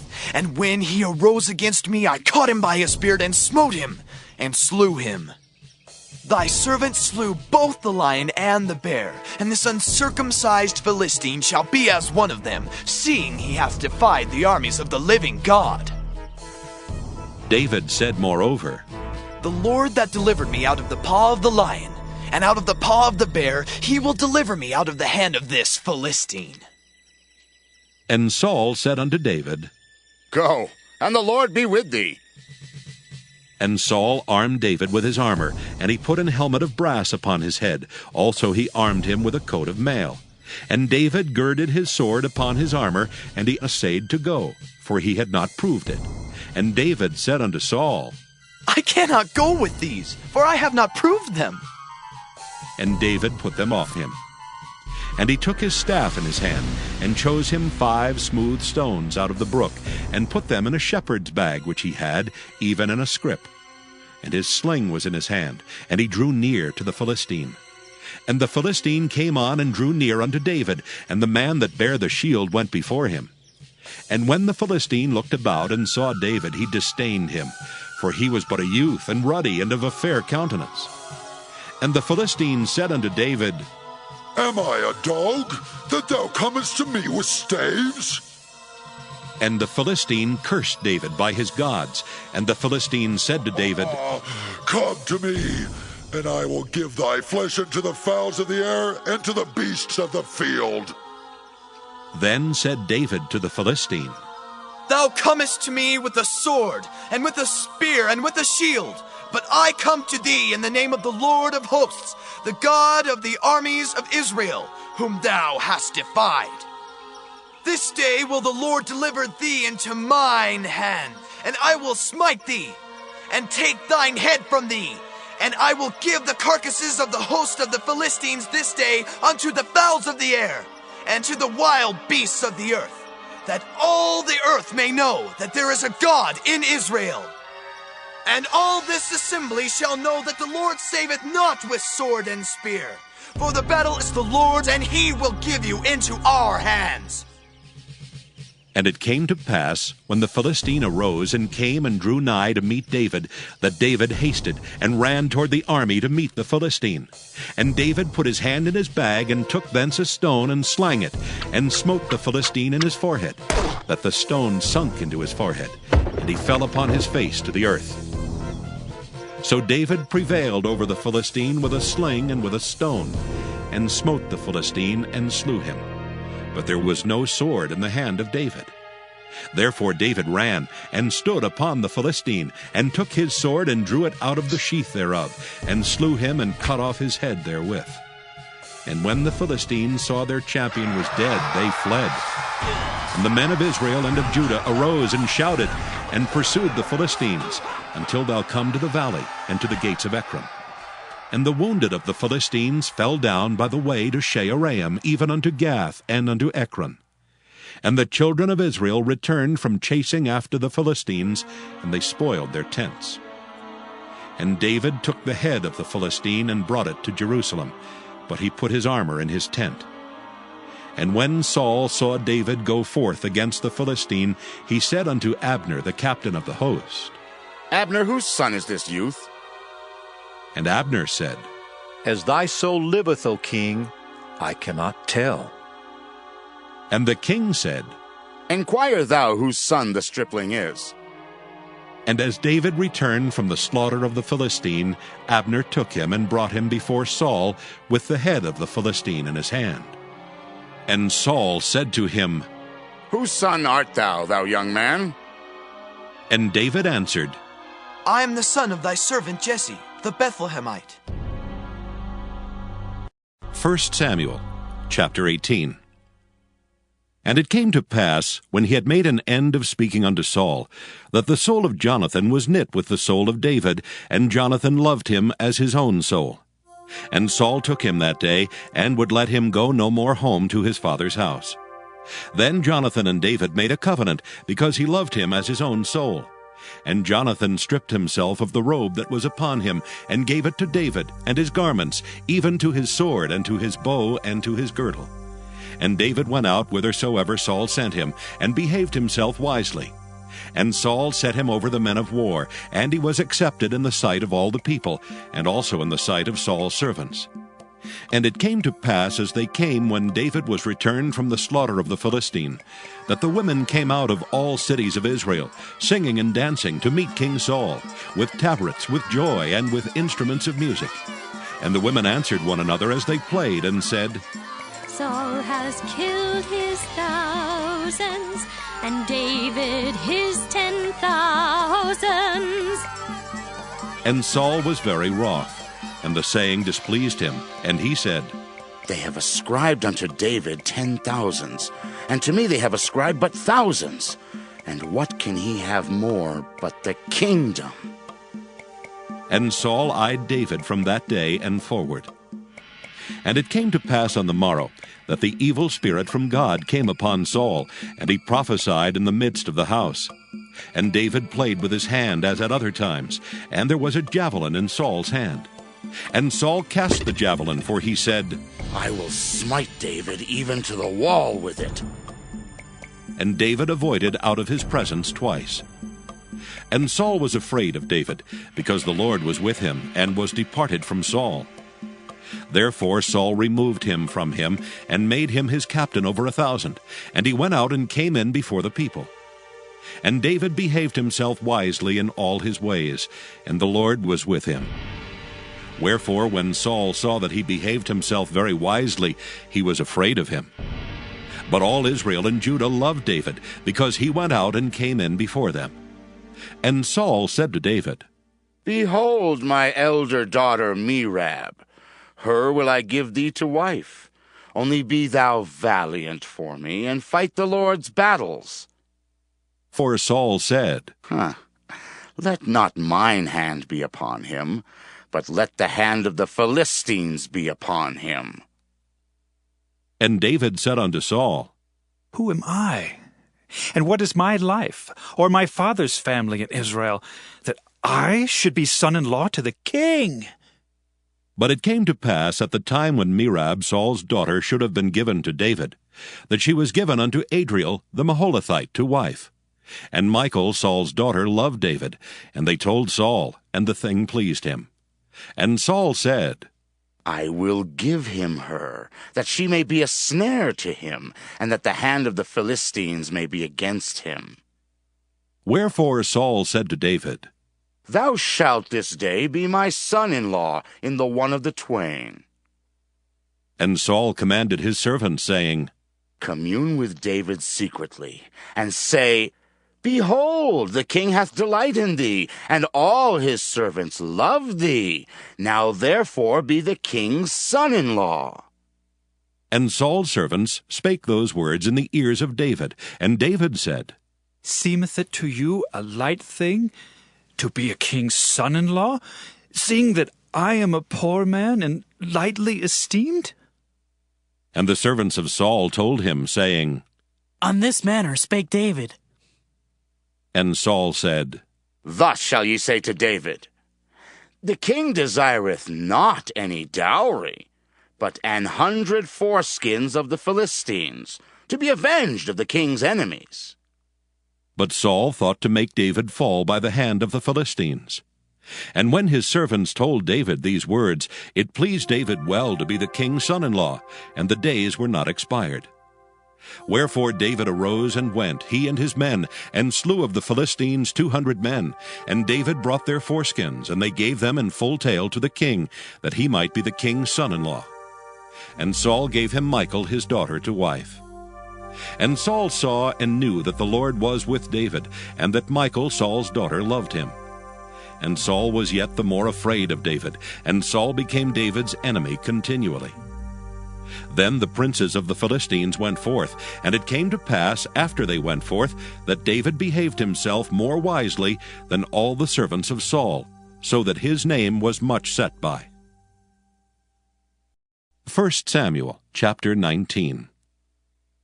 And Saul spake to Jonathan his son, and to all his servants, that they should kill David. But Jonathan, Saul's son, delighted much in David. And Jonathan told David, saying, Saul my father seeketh to kill thee. Now therefore I pray thee, take heed to thyself until the morning, and abide in a secret place, and hide thyself. And I will go out and stand beside my father in the field where thou art, and I will commune with my father of thee, and what I see, that I will tell thee. And Jonathan spake good of David unto Saul his father, and said unto him, Let not the king sin against his servant, against David, because he hath not sinned against thee, and because his works have been to thee ward very good. For he did put his life in his hand, and slew the Philistine, and the Lord wrought a great salvation for all Israel. Thou sawest it, and didst rejoice. Wherefore then wilt thou sin against innocent blood, to slay David without a cause? And Saul hearkened unto the voice of Jonathan, and Saul sware, As the Lord liveth, he shall not be slain. And Jonathan called David, and Jonathan showed him all those things. And Jonathan brought David to Saul, and he was in his presence as in times past.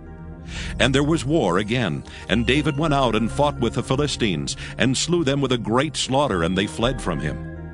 And the evil spirit from the Lord was upon Saul, as he sat in his house with his javelin in his hand, and David played with his hand. And Saul sought to smite David even to the wall with the javelin. But he slipped away out of Saul's presence, and he smote the javelin into the wall, and David fled and escaped that night. Saul also sent messengers unto David's house to watch him, and to slay him in the morning. And Michal, David's wife, told him, saying, If thou save not thy life tonight, tomorrow thou shalt be slain. So Michal let David down through a window, and he went and fled and escaped. And Michal took an image and laid it in the bed, and put a pillow of goat's hair for his bolster, and covered it with a cloth. And when Saul sent messengers to take David, she said, He is sick. And Saul sent the messengers again to see David, saying, Bring him up to me in the bed, that I may slay him. And when the messengers were come in, behold, there was an image in the bed with a pillow of goat's hair for his bolster. And Saul said unto Michal, Why hast thou deceived me so, and sent away mine enemy, that he is escaped?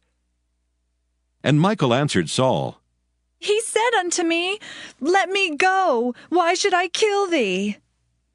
So David fled and escaped, and came to Samuel to Ramah, and told him all that Saul had done to him. And he and Samuel went and dwelt in Naioth. And it was told Saul, saying, Behold, David is at Naioth in Ramah. And Saul sent messengers to take David. And when they saw the company of the prophets prophesying, and Samuel standing as appointed over them, the Spirit of God was upon the messengers of Saul, and they also prophesied. And when it was told Saul, he sent other messengers, and they prophesied likewise. And Saul sent messengers again the third time, and they prophesied also. Then went he also to Ramah, and came to a great well that is in Secu. And he asked and said, Where are Samuel and David? And one said, Behold, they be at Naioth in Ramah. And he went thither to Naioth and Ramah, and the Spirit of God was upon him also, and he went on and prophesied until he came to Naioth and Ramah. And he stripped off his clothes also, and prophesied before Samuel in like manner, and lay down naked all that day and all that night. Wherefore they say, Is Saul also among the prophets? 1 Samuel chapter 20. And David fled from Naioth and Ramah, and came and said before Jonathan, What have I done? What is mine iniquity? And what is my sin before thy father, that he seeketh my life? And he said unto him, God forbid, thou shalt not die. Behold, my father will do nothing, either great or small, but that he will show it me. And why should my father hide this thing from me? It is not so. And David sware moreover, and said, Thy father certainly knoweth that I have found grace in thine eyes. And he saith, Let not Jonathan know this, lest he be grieved. But truly as the Lord liveth, and as thy soul liveth, there is but a step between me and death. Then said Jonathan unto David, Whatsoever thy soul desireth, I will even do it for thee. And David said unto Jonathan, Behold, tomorrow is the new moon, and I should not fail to sit with the king at meat. But let me go, that I may hide myself in the field unto the 3rd day at even. If thy father at all miss me, then say, David earnestly asked leave of me that he might run to Bethlehem his city, for there is a yearly sacrifice there for all the family. If he say thus, it is well. Thy servant shall have peace. But if he be very wroth, then be sure that evil is determined by him. Therefore thou shalt deal kindly with thy servant, for thou hast brought thy servant into a covenant of the Lord with thee. Notwithstanding, if there be in me iniquity, slay me thyself, for why shouldest thou bring me to thy father? And Jonathan said, Far be it from thee, for if I knew certainly that evil were determined by my father to come upon thee, then would not I tell it thee? Then said David to Jonathan, Who shall tell me? Or what if thy father answer thee roughly? And Jonathan said unto David, Come, and let us go out into the field. And they went out both of them into the field. And Jonathan said unto David, O Lord God of Israel, when I have sounded my father about tomorrow any time, or the 3rd day, and behold, if there be good toward David, and I then send not unto thee and show it thee, the Lord do so and much more to Jonathan. But if it please my father to do thee evil, then I will show it thee and send thee away, that thou mayest go in peace. And the Lord be with thee, as he hath been with my father. And thou shalt not only while yet I live show me the kindness of the Lord, that I die not, but also thou shalt not cut off thy kindness from my house forever. No, not when the Lord hath cut off the enemies of David, every one from the face of the earth. So Jonathan made a covenant with the house of David, saying, Let the Lord even require it at the hand of David's enemies. And Jonathan caused David to swear again because he loved him, for he loved him as he loved his own soul. Then Jonathan said to David, Tomorrow is the new moon, and thou shalt be missed, because thy seat will be empty.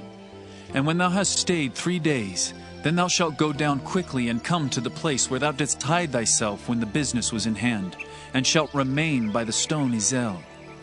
And I will shoot 3 arrows on the side thereof, as though I shot at a mark. And behold, I will send a lad, saying, Go, find out the arrows.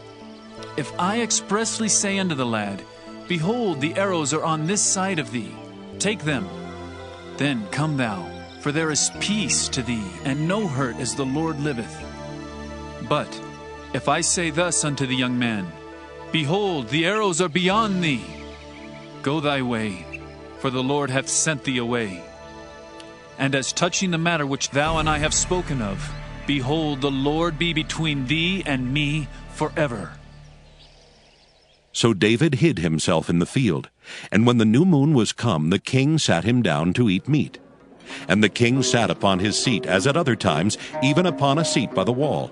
And Jonathan arose, and Abner sat by Saul's side, and David's place was empty. Nevertheless Saul spake not anything that day, for he thought, Something hath befallen him. He is not clean. Surely he is not clean. And it came to pass on the morrow, which was the 2nd day of the month, that David's place was empty. And Saul said unto Jonathan his son, Wherefore cometh not the son of Jesse to meat, neither yesterday nor today? And Jonathan answered Saul, David earnestly asked leave of me to go to Bethlehem. And he said, Let me go, I pray thee, for our family hath a sacrifice in the city, and my brother he hath commanded me to be there. And now, if I have found favor in thine eyes, let me get away, I pray thee, and see my brethren. Therefore he cometh not unto the king's table. Then Saul's anger was kindled against Jonathan, and he said unto him, Thou son of the perverse, rebellious woman! Do not I know that thou hast chosen the son of Jesse to thine own confusion, and unto the confusion of thy mother's nakedness? For as long as the son of Jesse liveth upon the ground, thou shalt not be established, nor thy kingdom. Wherefore now send and fetch him unto me, for he shall surely die. And Jonathan answered Saul his father, and said unto him, Wherefore shall he be slain? What hath he done? And Saul cast a javelin at him to smite him, whereby Jonathan knew that it was determined of his father to slay David. So Jonathan arose from the table in fierce anger, and did eat no meat the 2nd day of the month. For he was grieved for David, because his father had done him shame. And it came to pass in the morning that Jonathan went out into the field at the time appointed with David, and a little lad with him. And he said unto his lad, Run! Find out now the arrows which I shoot. And as the lad ran, he shot an arrow beyond him. And when the lad was come to the place of the arrow which Jonathan had shot, Jonathan cried after the lad, and said, Is not the arrow beyond thee? And Jonathan cried after the lad, Make speed, haste, stay not. And Jonathan's lad gathered up the arrows and came to his master. But the lad knew not anything, only Jonathan and David knew the matter. And Jonathan gave his artillery unto his lad, and said unto him, Go, carry them to the city. And as soon as the lad was gone, David arose out of a place toward the south, and fell on his face to the ground, and bowed himself 3 times. And they kissed one another, and wept one with another, until David exceeded. And Jonathan said to David, Go in peace. For as much as we have sworn, both of us, in the name of the Lord, saying, The Lord be between me and thee, and between my seed and thy seed forever. And he arose and departed. And Jonathan went into the city. 1 Samuel chapter 21. Then came David to Nob to Ahimelech the priest. And Ahimelech was afraid at the meeting of David, and said unto him, Why art thou alone, and no men with thee? And David said unto Ahimelech the priest, The king hath commanded me a business, and hath said unto me, Let no man know anything of the business whereabout I send thee, and what I have commanded thee, and I have appointed my servants to such and such a place. Now therefore, what is under thine hand? Give me 5 loaves of bread in mine hand, or what there is present.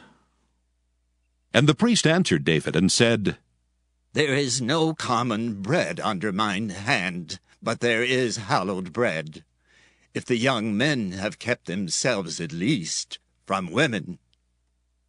And David answered the priest, and said unto him, Of a truth, women have been kept from us about these 3 days since I came out, and the vessels of the young men are holy, and the bread is in a manner common, yea, though it were sanctified this day in the vessel. So the priest gave him hallowed bread, for there was no bread there but the showbread that was taken from before the Lord, to put hot bread in the day when it was taken away. Now a certain man of the servants of Saul was there that day, detained before the Lord. And his name was Doeg an Edomite, the chiefest of the herdmen that belonged to Saul. And David said unto Ahimelech, And is there not here under thine hand spear or sword? For I have neither brought my sword nor my weapons with me, because the king's business required haste. And the priest said, The sword of Goliath the Philistine, whom thou slewest in the valley of Elah, behold, it is here wrapped in a cloth behind the ephod. If thou wilt take that, take it, for there is no other save that here. And David said, There is none like that. Give it me. And David arose and fled that day for fear of Saul, and went to Achish the king of Gath. And the servants of Achish said unto him, Is not this David the king of the land? Did they not sing one to another of him in dances, saying, Saul hath slain his thousands, and David his 10,000s? And David laid up these words in his heart, and was sore afraid of Achish the king of Gath. And he changed his behavior before them, and feigned himself mad in their hands, and scrabbled on the doors of the gate, and let his spittle fall down upon his beard. Then said Achish unto his servants, Lo, ye see the man is mad, wherefore then have ye brought him to me? Have I need of madmen, that ye have brought this fellow to play the madman in my presence? Shall this fellow come into my house? 1 Samuel chapter 22. David therefore departed thence, and escaped to the cave Adullam. And when his brethren and all his father's house heard it, they went down thither to him. And every one that was in distress, and every one that was in debt, and every one that was discontented, gathered themselves unto him, and he became a captain over them. And there were with him about 400 men. And David went thence to Mizpah of Moab, and he said unto the king of Moab, Let my father and my mother, I pray thee, come forth, and be with you till I know what God will do for me. And he brought them before the king of Moab, and they dwelt with him all the while that David was in the hold. And the prophet Gad said unto David, Abide not in the hold, depart, and get thee into the land of Judah. Then David departed, and came into the forest of Hereth. When Saul heard that David was discovered, and the men that were with him, now Saul abode in Gibeah under a tree in Ramah, having his spear in his hand, and all his servants were standing about him. Then Saul said unto his servants that stood about him, Hear now, ye Benjamites. Will the son of Jesse give every one of you fields and vineyards, and make you all captains of thousands and captains of hundreds? That all of you have conspired against me, and there is none that showeth me that my son hath made a league with the son of Jesse, and there is none of you that is sorry for me, or showeth unto me that my son hath stirred up my servant against me, to lie in wait, as at this day?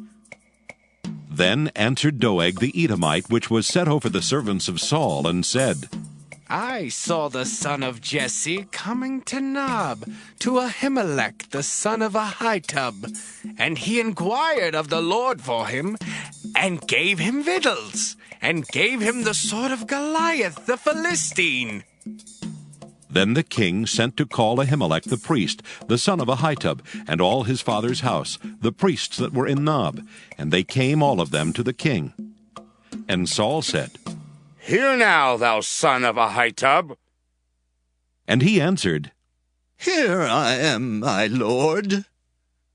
And Saul said unto him, Why have ye conspired against me, thou and the son of Jesse, in that thou hast given him bread and a sword, and hast inquired of God for him, that he should rise against me, to lie in wait, as at this day?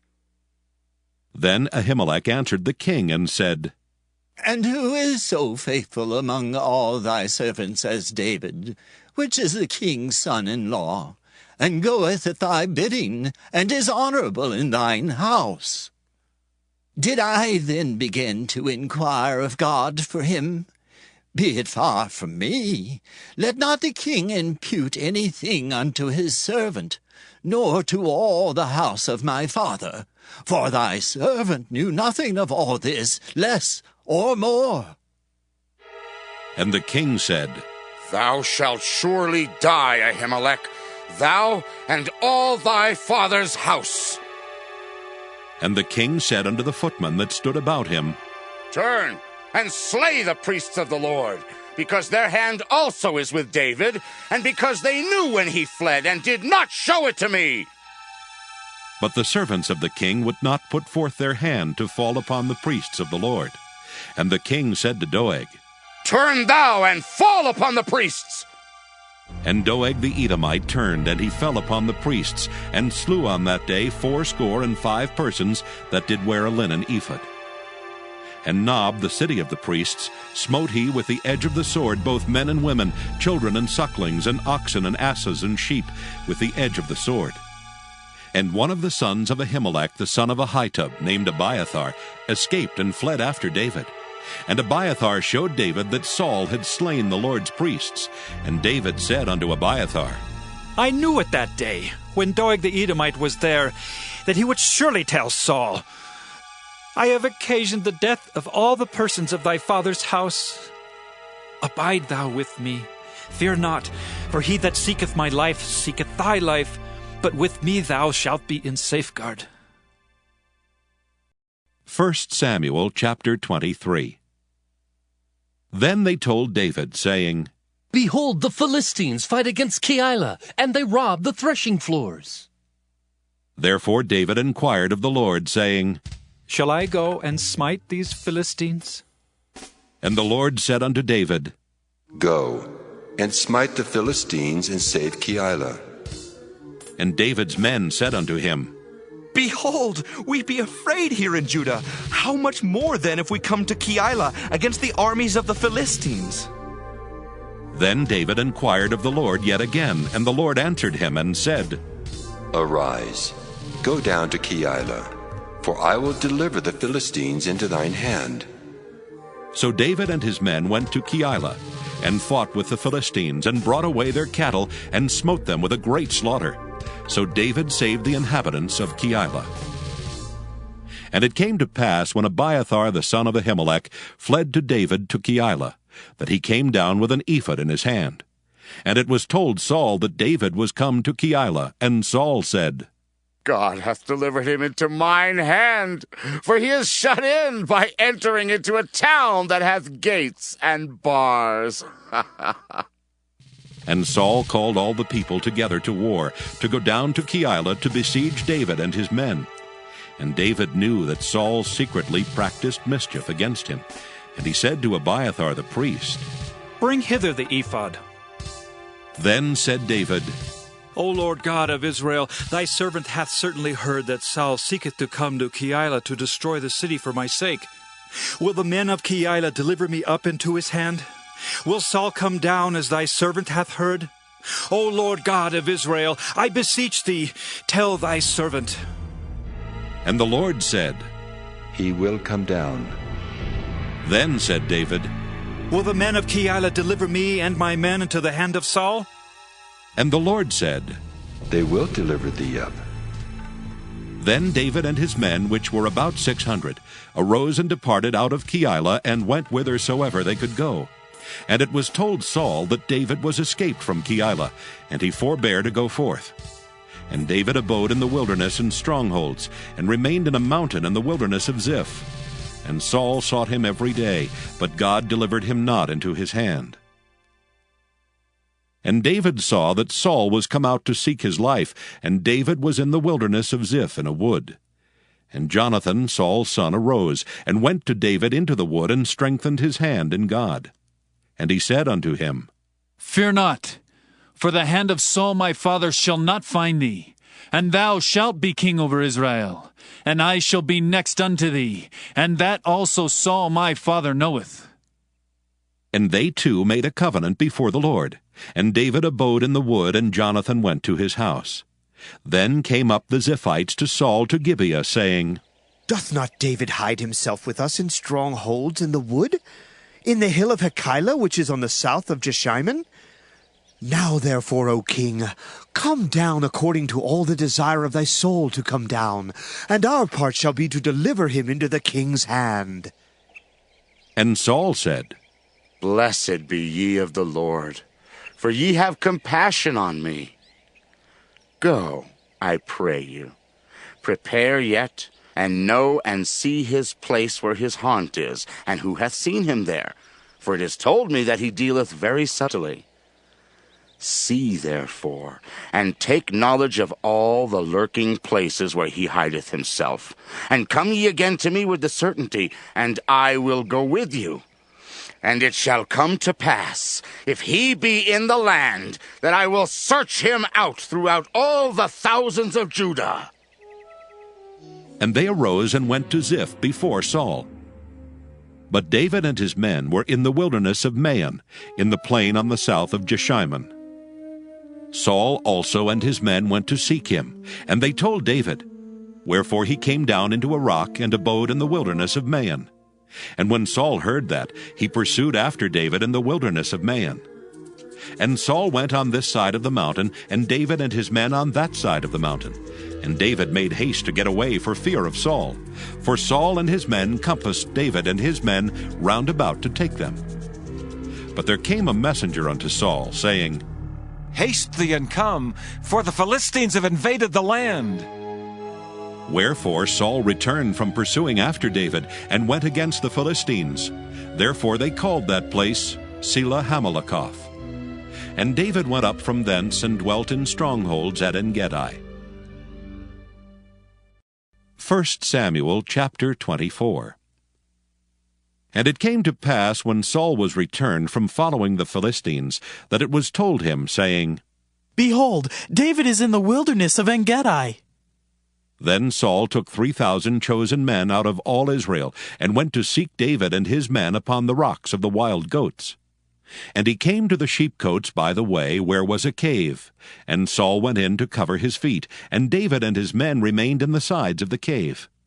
And the men of David said unto him, Behold the day of which the Lord said unto thee, Behold, I will deliver thine enemy into thine hand, that thou mayest do to him as it shall seem good unto thee.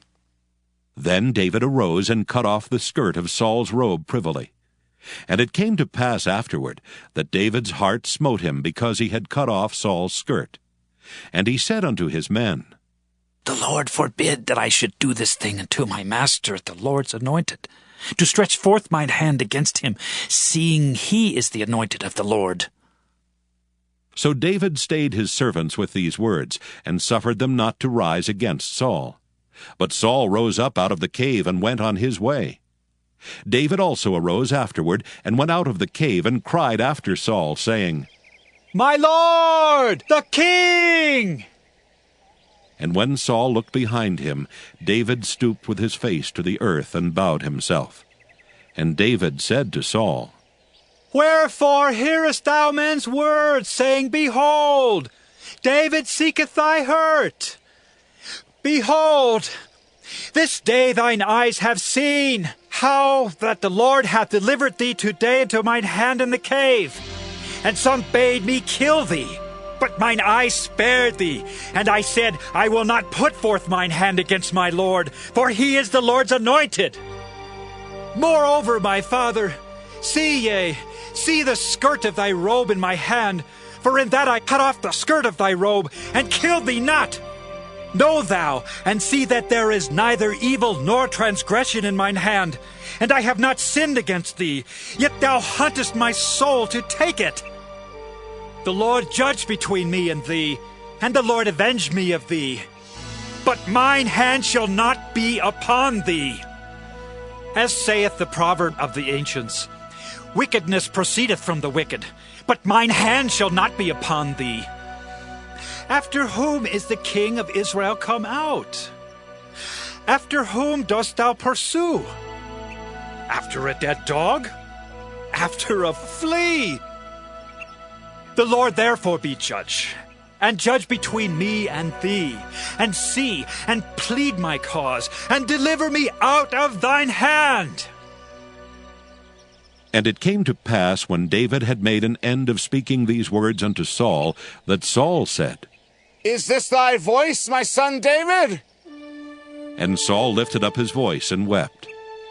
And he said to David, Thou art more righteous than I, for thou hast rewarded me good, whereas I have rewarded thee evil. And thou hast showed this day how that thou hast dealt well with me.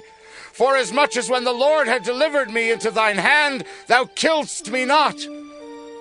For if a man find his enemy, will he let him go well away? Wherefore the Lord reward thee good for that thou hast done unto me this day. And now, behold, I know well that thou shalt surely be king, and that the kingdom of Israel shall be established in thine hand. Swear now therefore unto me by the Lord, that thou wilt not cut off my seed after me, and that thou wilt not destroy my name out of my father's house. And David sware unto Saul, and Saul went home, but David and his men gat them up unto the hold. 1 Samuel chapter 25. And Samuel died, and all the Israelites were gathered together, and lamented him, and buried him in his house at Ramah. And David arose and went down to the wilderness of Paran. And there was a man in Maon whose possessions were in Carmel. And the man was very great, and he had 3,000 sheep and 1,000 goats, and he was shearing his sheep in Carmel. Now the name of the man was Nabal, and the name of his wife Abigail, and she was a woman of good understanding, and of a beautiful countenance. But the man was churlish and evil in his doings, and he was of the house of Caleb. And David heard in the wilderness that Nabal did shear his sheep. And David sent out 10 young men, and David said unto the young men, Get you up to Carmel, and go to Nabal, and greet him in my name. And thus shall ye say to him that liveth in prosperity, Peace be both to thee, and peace be to thine house, and peace be unto all that thou hast. And now I have heard that thou hast shearers.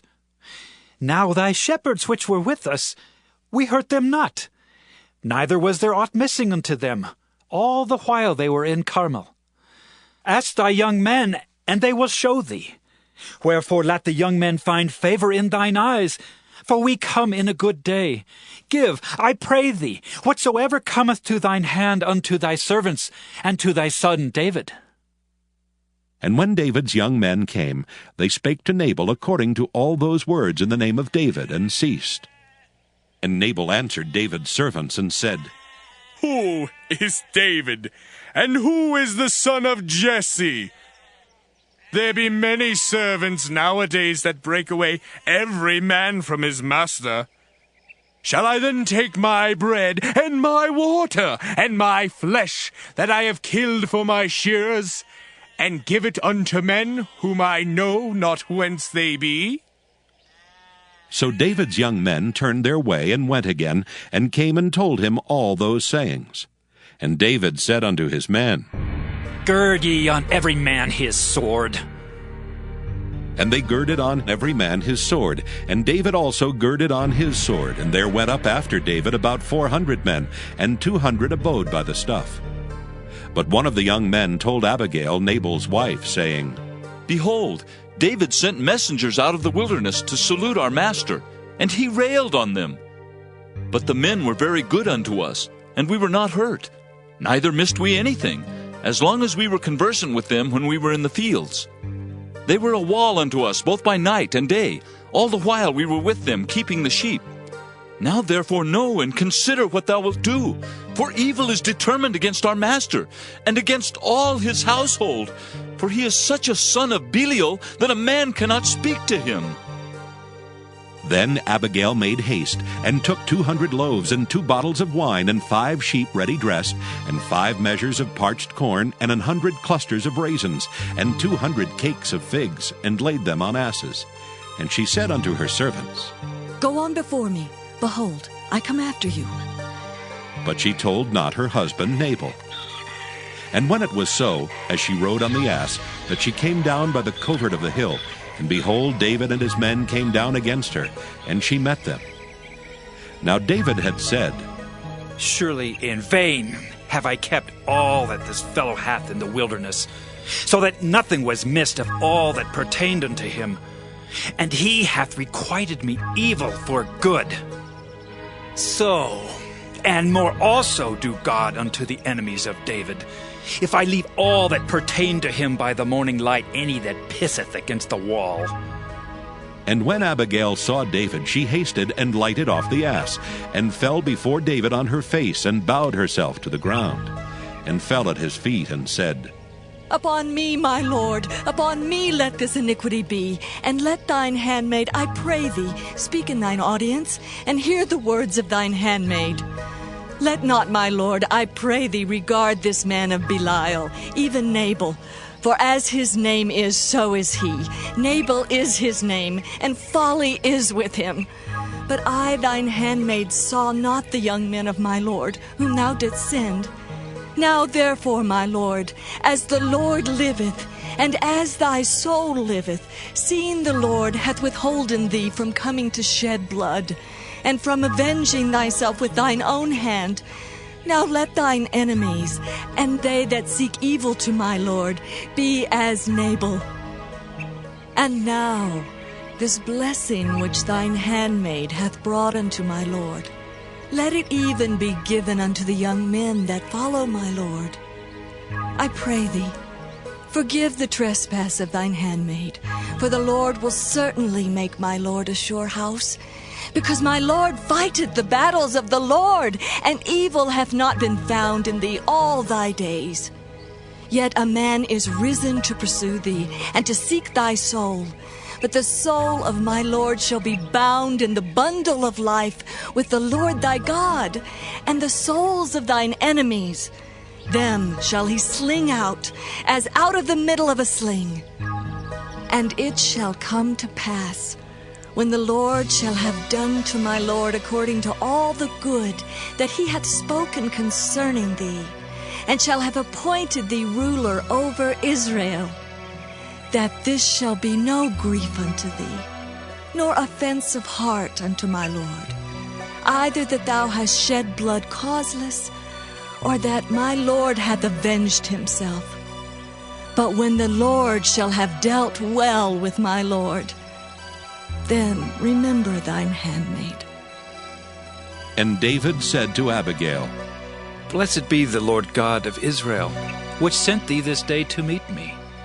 And blessed be thy advice, and blessed be thou, which hast kept me this day from coming to shed blood, and from avenging myself with mine own hand. For in very deed, as the Lord God of Israel liveth, which hath kept me back from hurting thee, except thou hast hasted and come to meet me, surely there had not been left unto Nabal by the morning light any that pisseth against the wall. So David received of her hand that which she had brought him, and said unto her, Go up in peace to thine house. See, I have hearkened to thy voice, and have accepted thy person.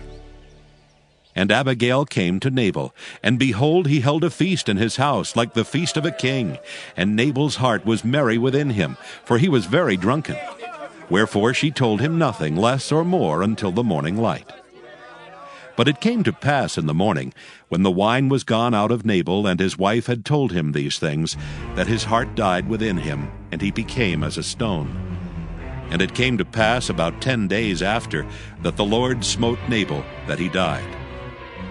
And when David heard that Nabal was dead, he said, Blessed be the Lord, that hath pleaded the cause of my reproach from the hand of Nabal, and hath kept his servant from evil. For the Lord hath returned the wickedness of Nabal upon his own head. And David sent and communed with Abigail to take her to him to wife. And when the servants of David were come to Abigail to Carmel, they spake unto her, saying, David sent us unto thee, to take thee to him to wife. And she arose and bowed herself on her face to the earth, and said, Behold, let thine handmaid be a servant to wash the feet of the servants of my Lord. And Abigail hasted and arose and rode upon an ass with 5 damsels of hers that went after her. And she went after the messengers of David and became his wife. David also took Ahinoam of Jezreel, and they were also both of them his wives. But Saul had given Michal his daughter, David's wife, to Phalti the son of Laish, which was of Gallim. 1 Samuel, chapter 26. And the Ziphites came unto Saul to Gibeah, saying, Doth not David hide himself in the hill of Hachilah, which is before Jeshimon? Then Saul arose and went down to the wilderness of Ziph, having 3,000 chosen men of Israel with him, to seek David in the wilderness of Ziph. And Saul pitched in the hill of Hachilah, which is before Jeshimon by the way. But David abode in the wilderness, and he saw that Saul came after him into the wilderness. David therefore sent out spies, and understood that Saul was come in very deed. And David arose and came to the place where Saul had pitched. And David beheld the place where Saul lay, and Abner the son of Ner the captain of his host. And Saul lay in the trench, and the people pitched round about him. Then answered David and said to Ahimelech the Hittite, and to Abishai the son of Zeruiah brother of Joab, saying, Who will go down with me to Saul to the camp? And Abishai said, I will go down with thee. So David and Abishai came to the people by night, and behold, Saul lay sleeping within the trench, and his spear stuck in the ground at his bolster. But Abner and the people lay round about him. Then said Abishai to David, God hath delivered thine enemy into thine hand this day. Now therefore let me smite him, I pray thee, with the spear even to the earth at once, and I will not smite him the second time. And David said to Abishai, Destroy him not, For who can stretch forth his hand against the Lord's anointed and be guiltless? David said furthermore, As the Lord liveth, the Lord shall smite him, or his day shall come to die, or he shall descend into battle and perish. The Lord forbid that I should stretch forth mine hand against the Lord's anointed. But I pray thee, take thou now the spear that is at his bolster, and the cruse of water, and let us go. So David took the spear and the cruse of water from Saul's bolster, and they gat them away, and no man saw it, nor knew it, neither awaked. For they were all asleep, because a deep sleep from the Lord was fallen upon them. Then David went over to the other side, and stood on the top of an hill afar off, a great space being between them. And David cried to the people and to Abner the son of Ner, saying, Answerest thou not, Abner? Then Abner answered and said, Who art thou that criest to the king? And David said to Abner, Art not thou a valiant man? And who is like to thee in Israel? Wherefore then hast thou not kept thy lord the king? For there came one of the people in to destroy the king thy lord. This thing is not good that thou hast done. As the Lord liveth, ye are worthy to die, because ye have not kept your master, the Lord's anointed. And now see where the king's spear is, and the cruse of water that was at his bolster. And Saul knew David's voice, and said, Is this thy voice, my son David? And David said, It is my voice, my lord, O king. And he said, Wherefore doth my lord thus pursue after his servant? For what have I done? Or what evil is in mine hand? Now therefore I pray thee, let my lord the king hear the words of his servant. If the Lord have stirred thee up against me, let him accept an offering. But if they be the children of men, cursed be they before the Lord. For they have driven me out this day from abiding in the inheritance of the Lord, saying, Go, serve other gods. Now therefore let not my blood fall to the earth before the face of the Lord, for the king of Israel is come out to seek a flea, as when one doth hunt a partridge in the mountains. Then said Saul, I have sinned. Return, my son David, for I will no more do thee harm, because my soul was precious in thine eyes this day. Behold, I have played the fool, and have erred exceedingly. And David answered and said, Behold the king's spear, and let one of the young men come over and fetch it. The Lord render to every man his righteousness and his faithfulness, for the Lord delivered thee into my hand today. But I would not stretch forth mine hand against the Lord's anointed. And behold, as thy life was much set by this day in mine eyes, so let my life be much set by in the eyes of the Lord, and let him deliver me out of all tribulation. Then Saul said to David, Blessed be thou, my son David. Thou shalt both do great things, and also shalt still prevail. So David went on his way, and Saul returned to his place. 1 Samuel chapter 27. And David said in his heart, I shall now perish one day by the hand of Saul. There is nothing better for me than that I should speedily escape into the land of the Philistines. And Saul shall despair of me, to seek me any more in any coast of Israel. So shall I escape out of his hand. And David arose, and he passed over with 600 men that were with him unto Achish, the son of Maoch, king of Gath. And David dwelt with Achish at Gath, he and his men, every man with his household, even David with his 2 wives, Ahinoam the Jezreelitess, and Abigail the Carmelitess, Nabal's wife. And it was told Saul that David was fled to Gath, and he sought no more again for him.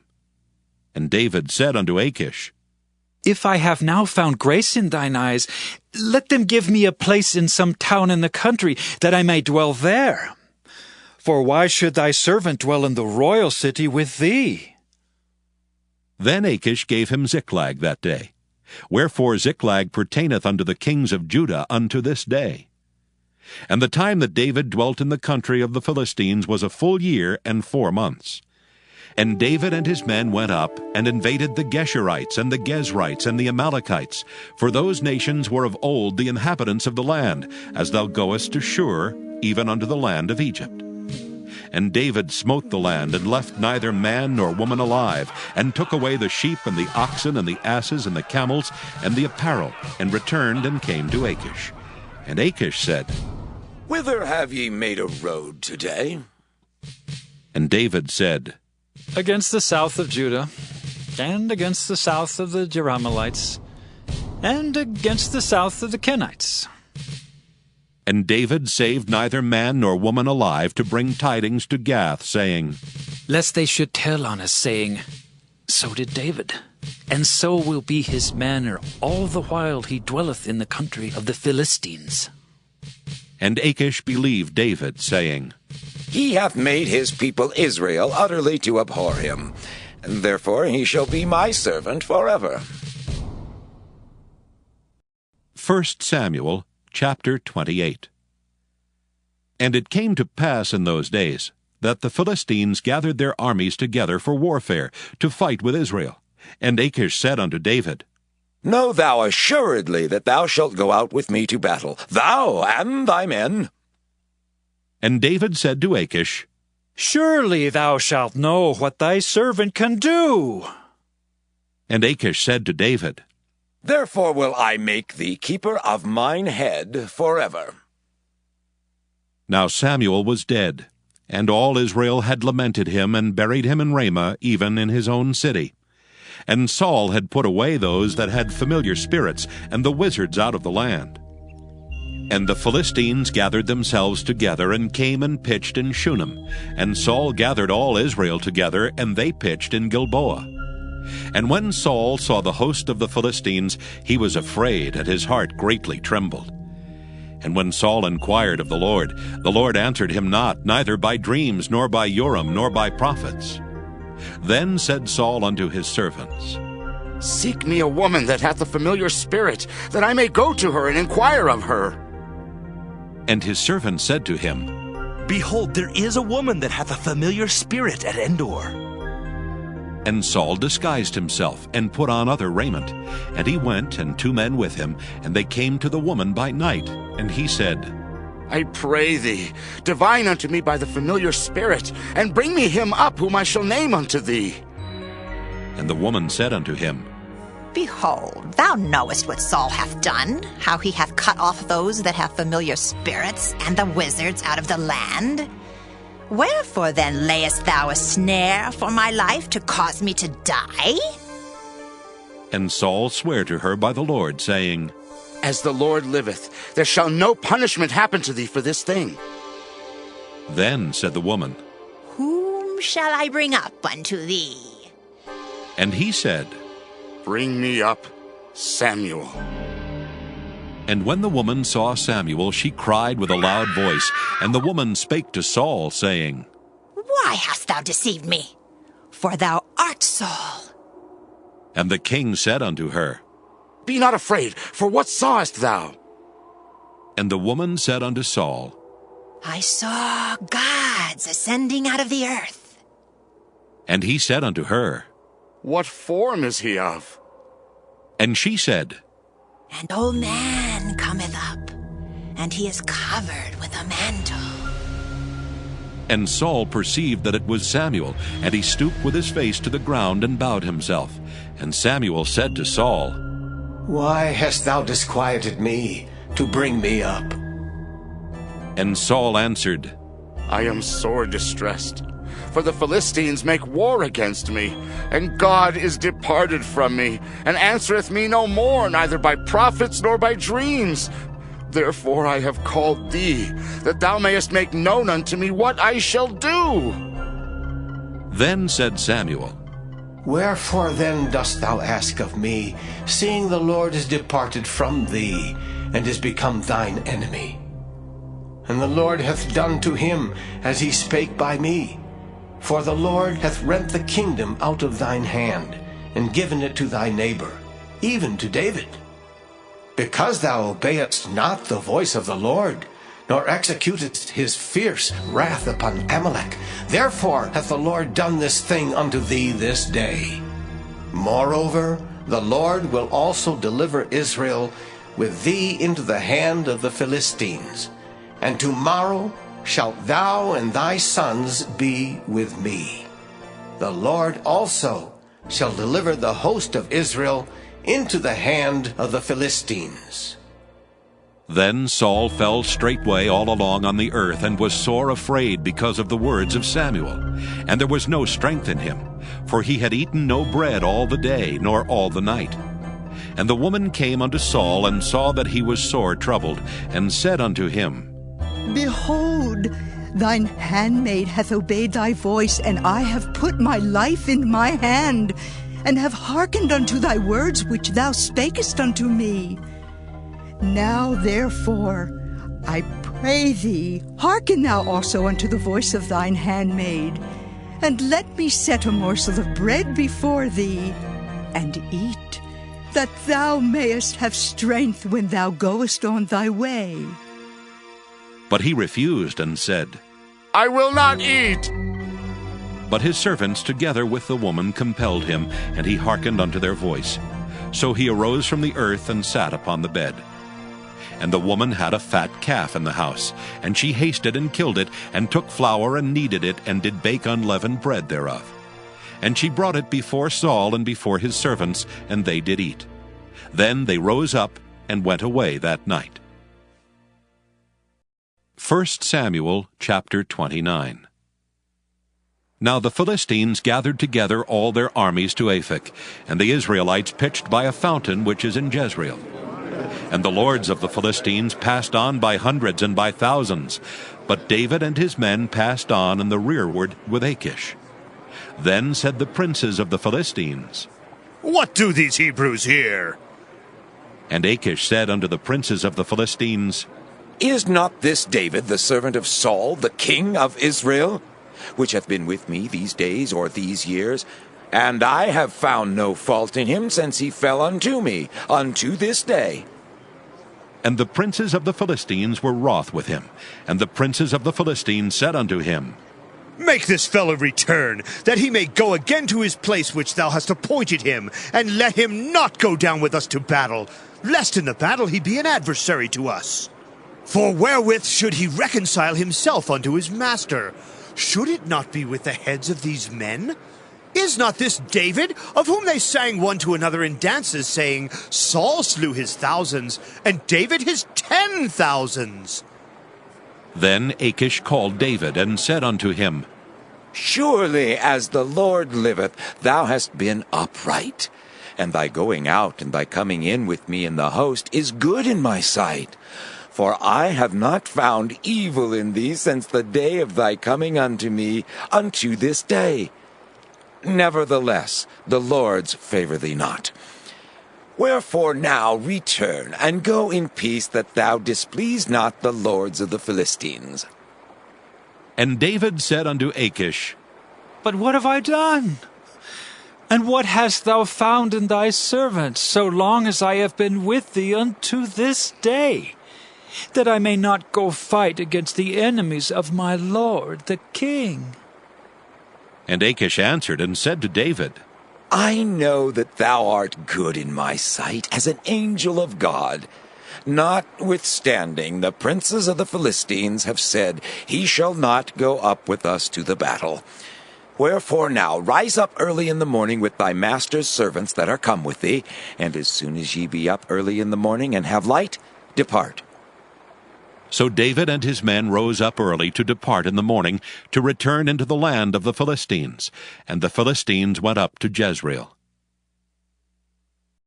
1 Samuel chapter 30.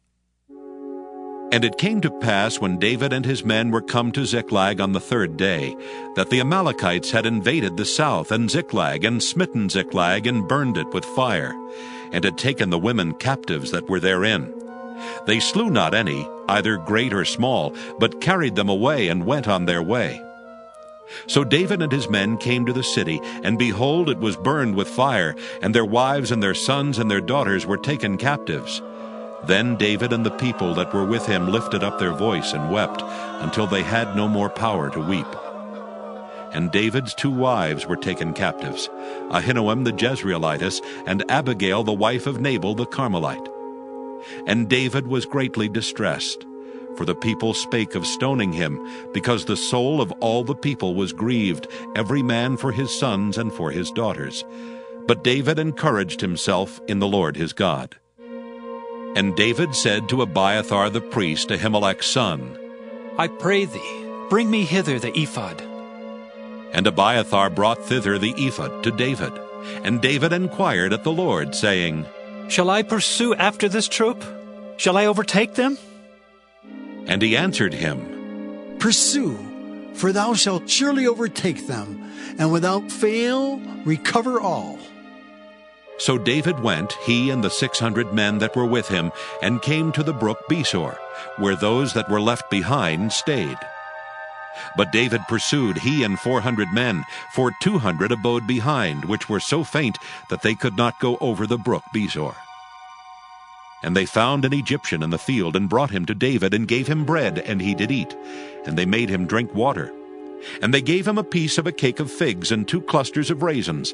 And when he had eaten, his spirit came again to him, for he had eaten no bread, nor drunk any water 3 days and 3 nights. And David said unto him, To whom belongest thou? And whence art thou? And he said, I am a young man of Egypt, servant to an Amalekite, and my master left me, because 3 days agone I fell sick. We made an invasion upon the south of the Kerethites, and upon the coast which belongeth to Judah, and upon the south of Caleb, and we burned Ziklag with fire. And David said to him, Canst thou bring me down to this company? And he said, Swear unto me by God, that thou wilt neither kill me, nor deliver me into the hands of my master, and I will bring thee down to this company. And when he had brought him down, behold, they were spread abroad upon all the earth, eating and drinking and dancing, because of all the great spoil that they had taken out of the land of the Philistines and out of the land of Judah. And David smote them from the twilight even unto the evening of the next day, and there escaped not a man of them, save 400 young men, which rode upon camels and fled. And David recovered all that the Amalekites had carried away, and David rescued his 2 wives.